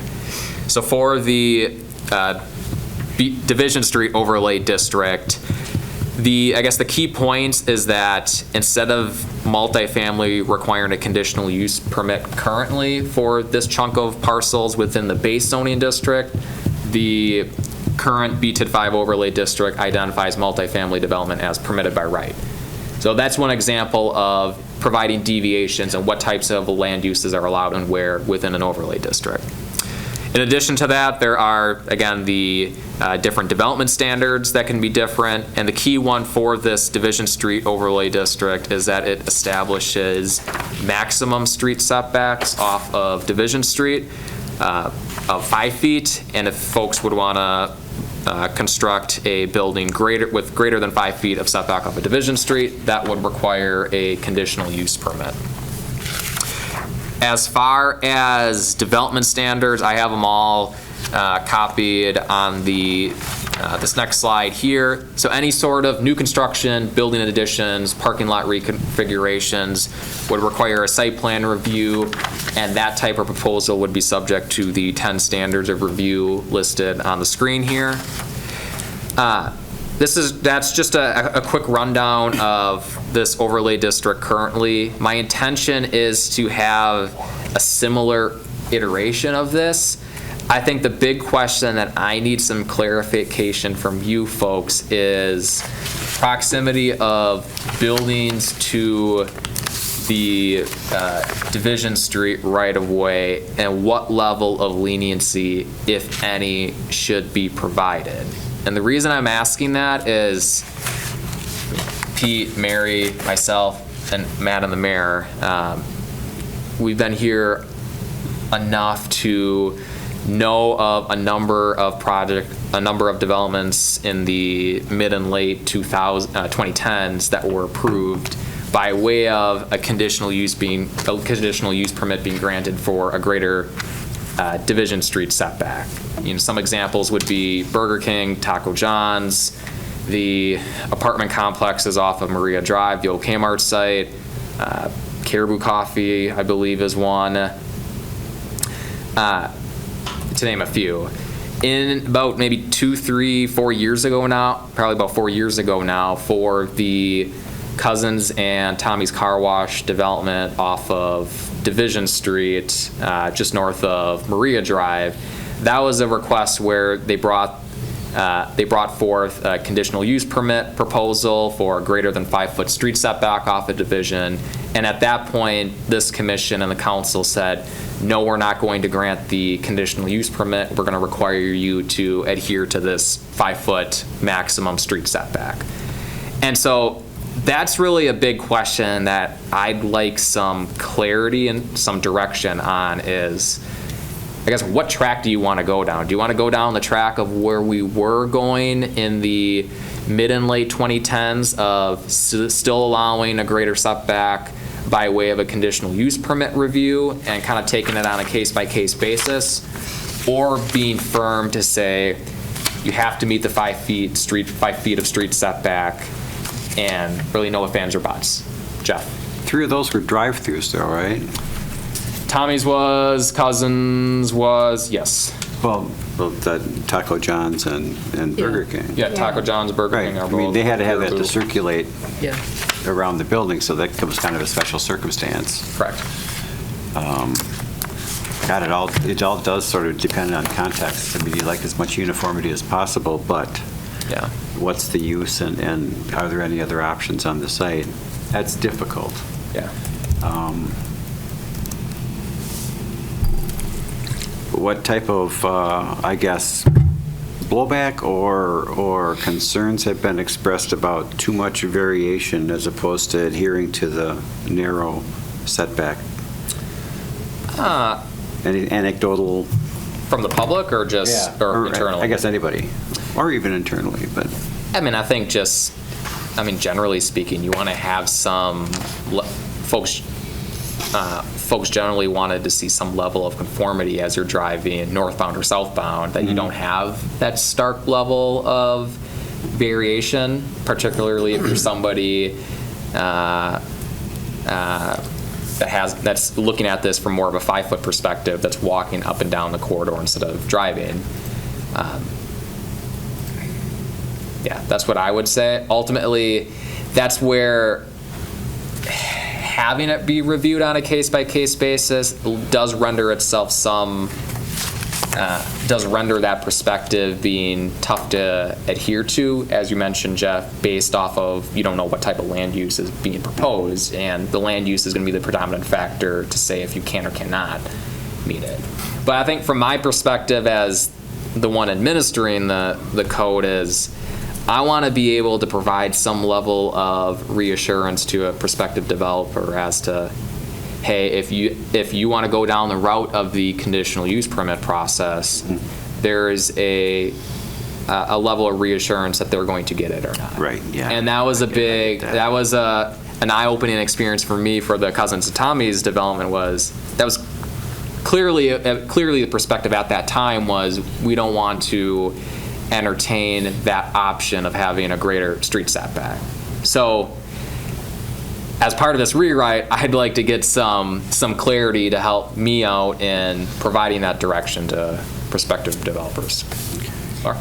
Okay, as I'm understanding this correctly, and I just clarify, 0 to 5 feet setback is regarding where the building starts and stops, right? Correct.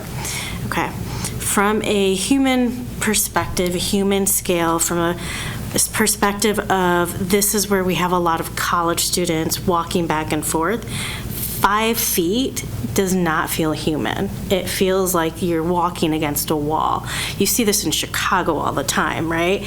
Where we have a ton of like 0 lot line buildings, you're literally walking against a wall. And I'm not saying that we're never going to have a ton of high rises in the area, but it doesn't open up a view, and it actually feels like when it's so close and you can't see what's further in front of you or what's coming around the corner, it limits safety. And it does remove an element of pedestrianism, which that space, like I've biked around there, I walk across the street, which is sometimes terrifying. You've got people there, but also most of these buildings don't have that setback. If you're just looking straight at the map, most of these look like they're at least set 10 to 15 feet back. Mm-hmm. Yeah, that's a great point. And I mean, even Tommy's and Cousins seems to be more than 5 feet, pretty much in large part because of the swales separating the road itself and the edge of the building. Mm-hmm. But yeah, and that's a great point too, is it's not like I'm beholden to 5 feet being the maximum. I mean, if there's, there could be some level of in between where, you still allow the conditional use permit process, but for a greater street setback, but deviate from 5 feet to pick a number. Right. Right. And the nice part about this overlay district, and as I think I see Mary counting right now, there are additional developable parcels along this corridor that would be ripe to actually enforce whatever new standards that this commission comes up with. It's not like this is going to be an overlay district that's going to be more redevelopment in focus, where it's going to be more challenging to see the fruits of your labor. So any other thoughts from the group, or if you generally agree with kind of the commentary that Jeff and Laura brought so far? Yeah, if we generally have talked about this as a walkable, kind of a pedestrian-friendly area. So, you know, having someone be able to set up some, if you wanted to have a coffee shop or a little restaurant down here in the corner, you set back a little bit further, you could put some tables out. You'd encourage people to walk down, and so I wouldn't want to be held to something to force them so close up to the roadway or the sidewalk. I'd like you to have a little bit of ability to negotiate or work with someone.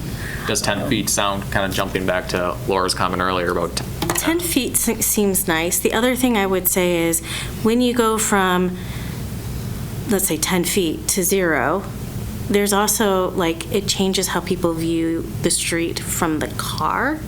And so that is also a consideration. Right now, it's easy to navigate Division. You can see the random college student crossing the street in the wrong spot pretty easily.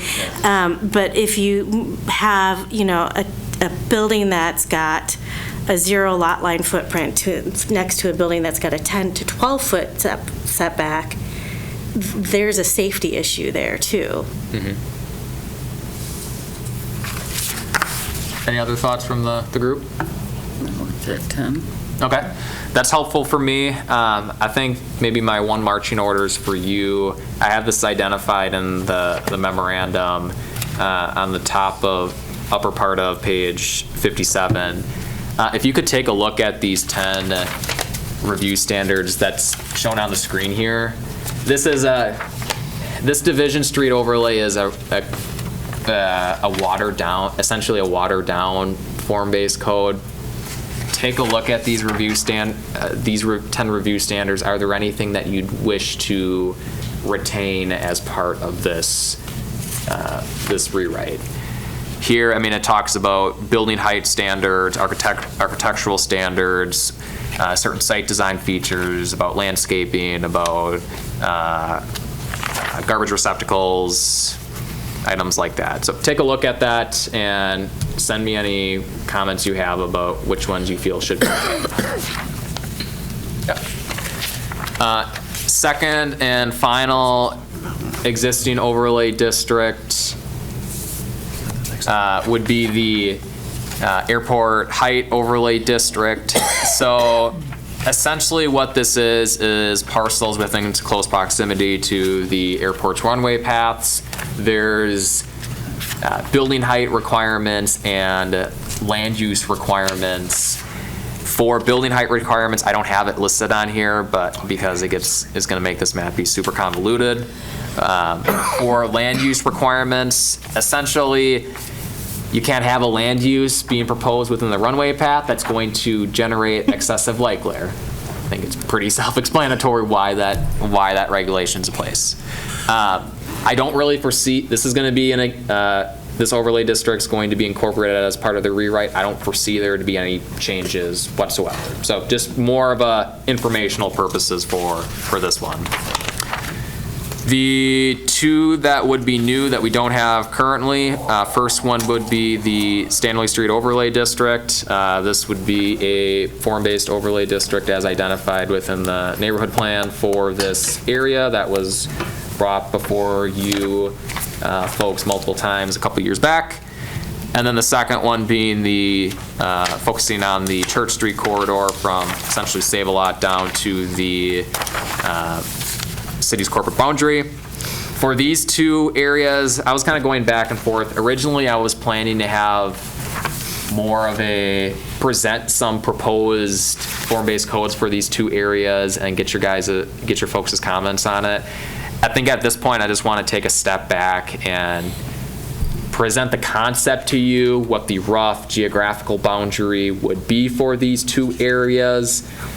If there's any overarching problems or issues you see, feel free to let me know. But otherwise, really the next marching orders on my end would be to present some preliminary recommendations to you folks for these two areas.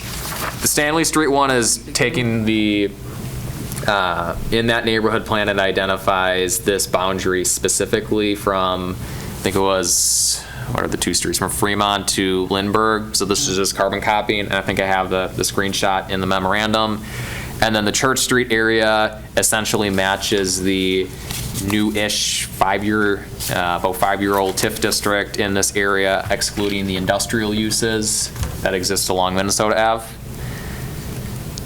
So I guess any questions or comments about these two overlays first?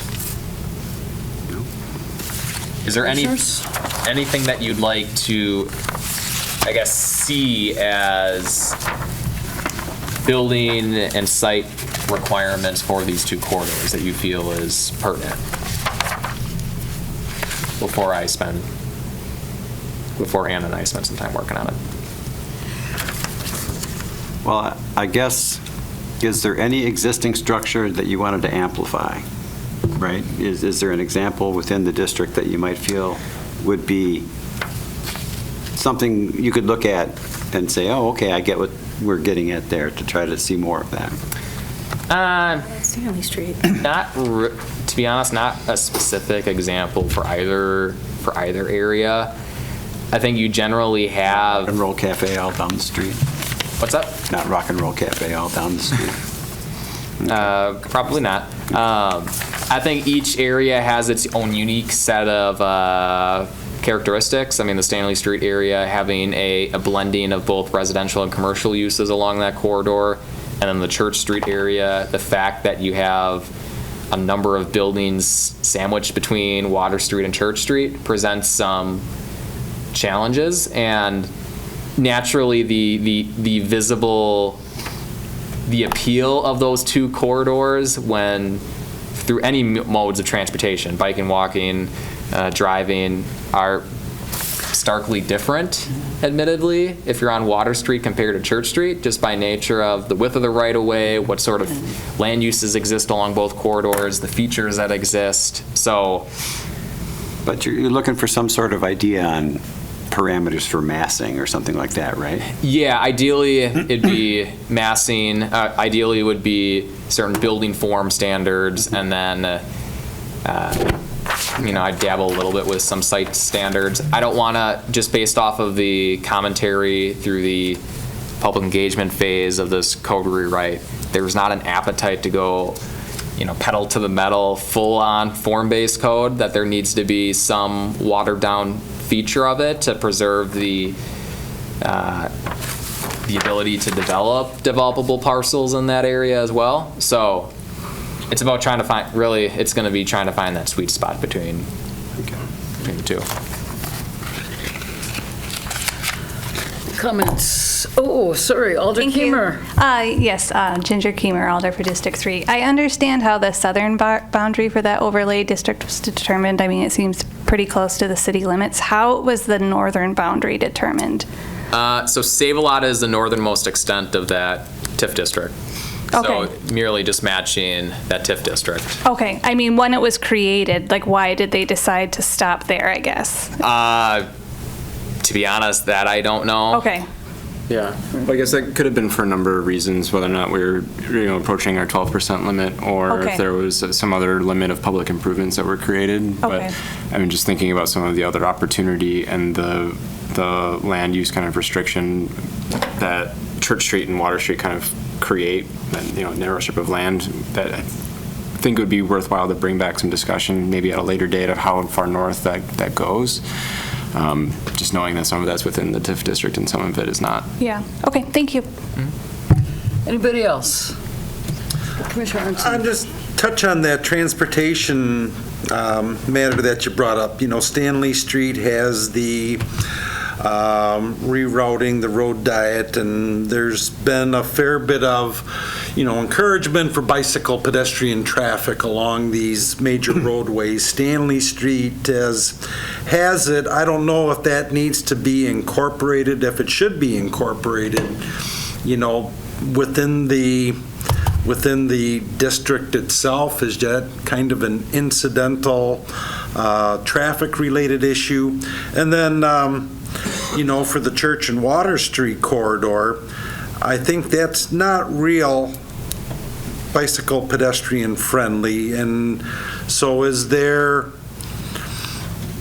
transportation considerations that could be incorporated into these districts, or the zoning code in general, or is that just a different animal? I guess both. As far as like the Church Street, obviously the reconstruction of Church Street will be, and the redesign of that chunk of the corridor will be one driver towards potential form-based standards. As far as other components of a zoning code that could help, identify or require particular modes. Yeah, I mean, later on in a few months, we're going to be going through the parking lot, the parking section of the code, which will be a fun conversation, and that's going to be one area right there where, we have a bike parking ordinance right now that's based off of a variety of different ratios. You could help dictate if there should be changes to that ratio, where bike parking facilities should be located, what type of bicycle facilities should be required. There could be standards as far as public modes of transportation. Currently, we have in our parking ordinance that if you're within a quarter mile of a bus stop, there's reductions in minimum parking requirements that are allowed. There's ways through a performance-based code where you can incentivize particular mode of transportation along key areas of town, like through these overlay districts. Good, thanks. Yep, just kind of curious. Landscaping. Yeah. Some of this is pretty grim. Yeah. Actually, landscaping would go so far along Church Street. Yeah. Like, Water Street isn't horrible to bike down, and I know a lot of people who do because it serves as a main thoroughfare for a lot of road bikers and also for the Green Circle Trail. But man, Church Street, there's not enough money in the world to get me to bike down Church Street. But it does lack like anything that feels nature-y in general. It just feels like concrete and metal and not in a good way. Some standard style of planters or something would give some any sort of greenscaping identity to the area. Something like that, can help establish a sense of place. Yeah. Anyway, but yeah, it's pretty grim. So. I guess then the last section will be the performance standards for the light and heavy industrial districts.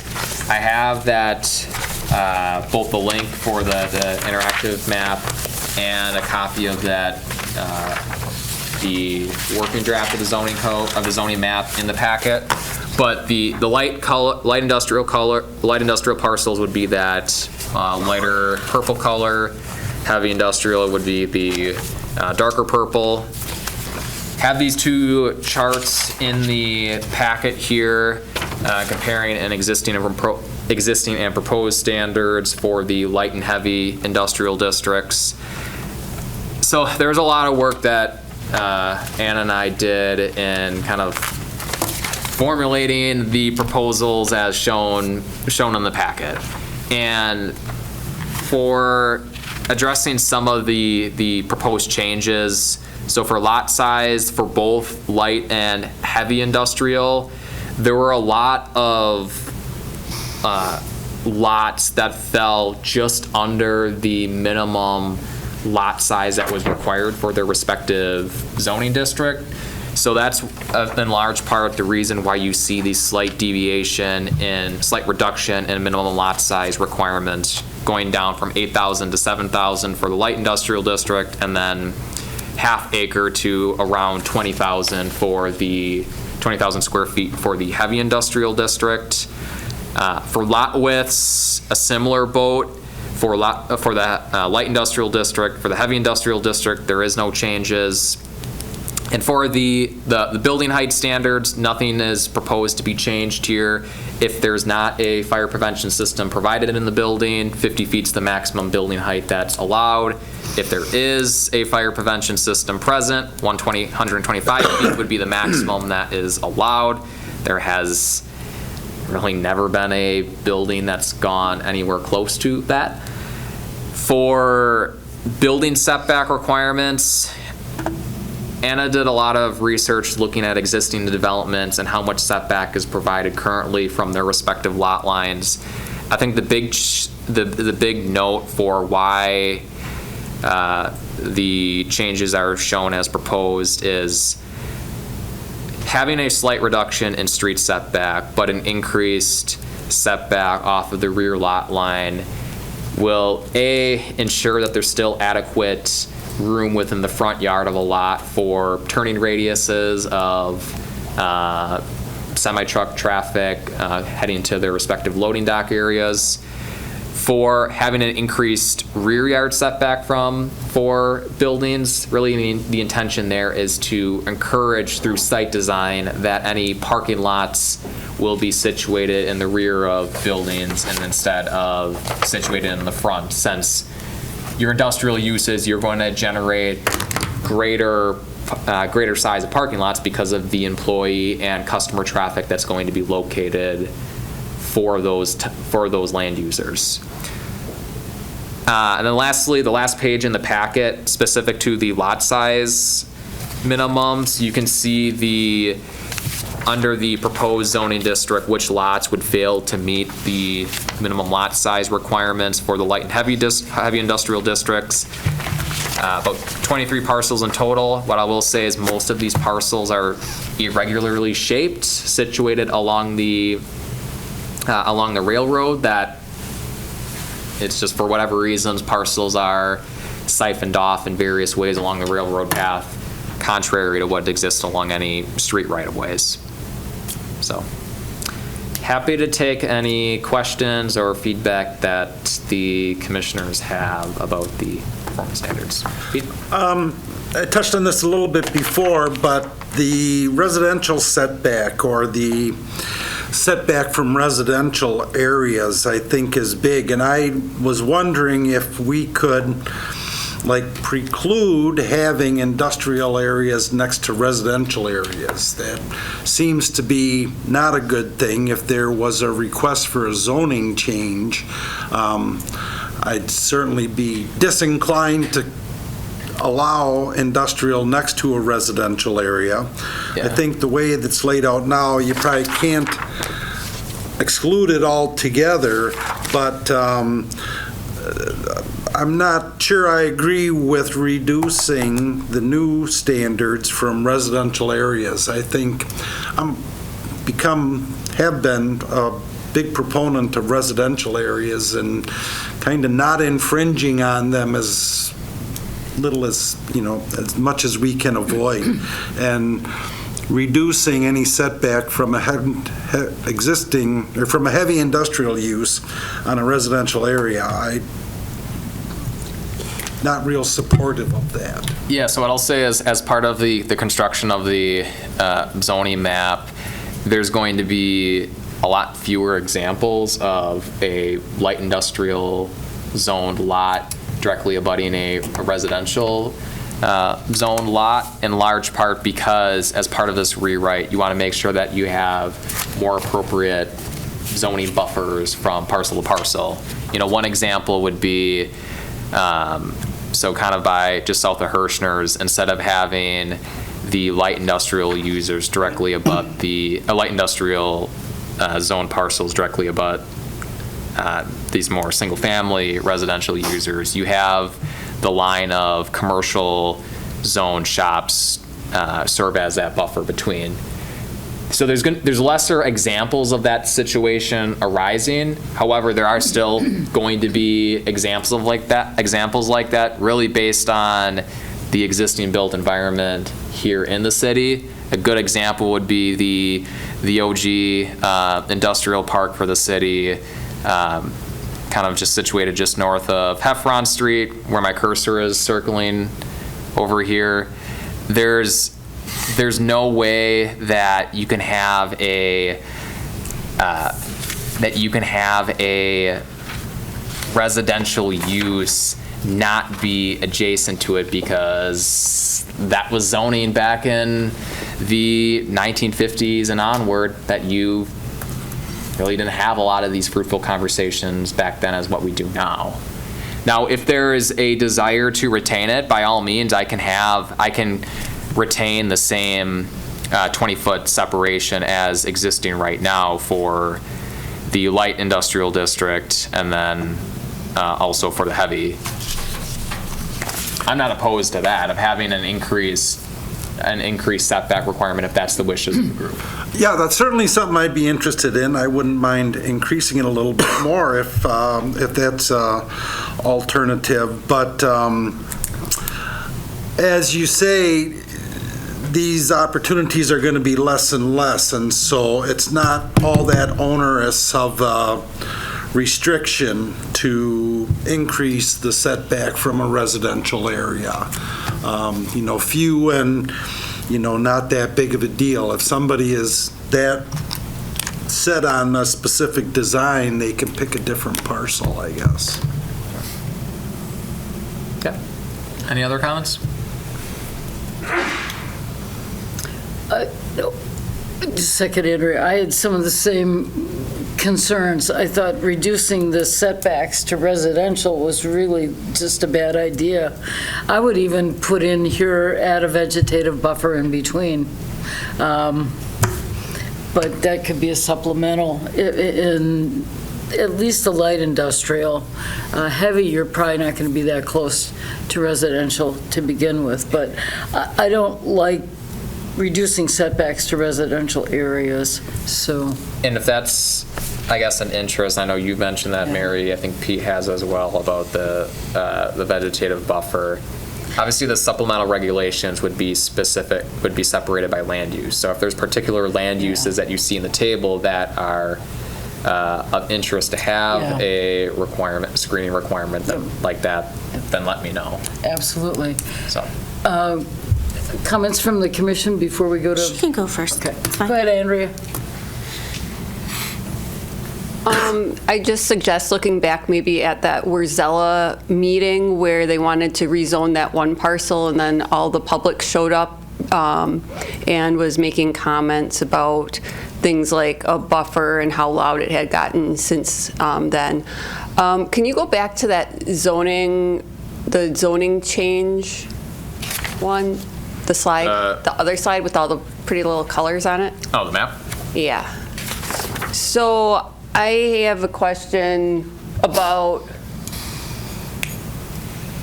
right here, because it looks like, this got rezoned, and now it looks like you're going to be rezoning these R1 properties to now create that transitional zoning. Is that accurate? So it'd be, there was no transitional zoning right there. it would be a different type of single-family zoning district.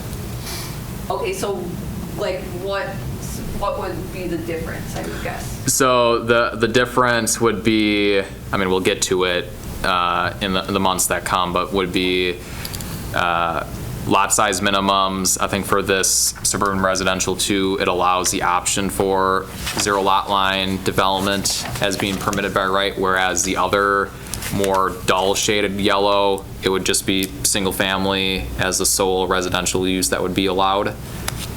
So really a slight increase in land use allowances, and then slight deviations in lot size and potentially building setback standards. Okay, so that'll make, so then somebody could come in and raise those houses and then put the zero lot lines right there?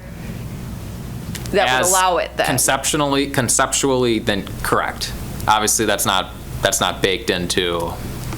Okay, but this goes back to like what we probably should, or what probably should have been done before was on that one lot that got rezoned, it should have been told like, hey, you need to have some transition right there. But now you're trying to compensate for not doing that with this. And I want to know, like, is this happening in, like, across the street?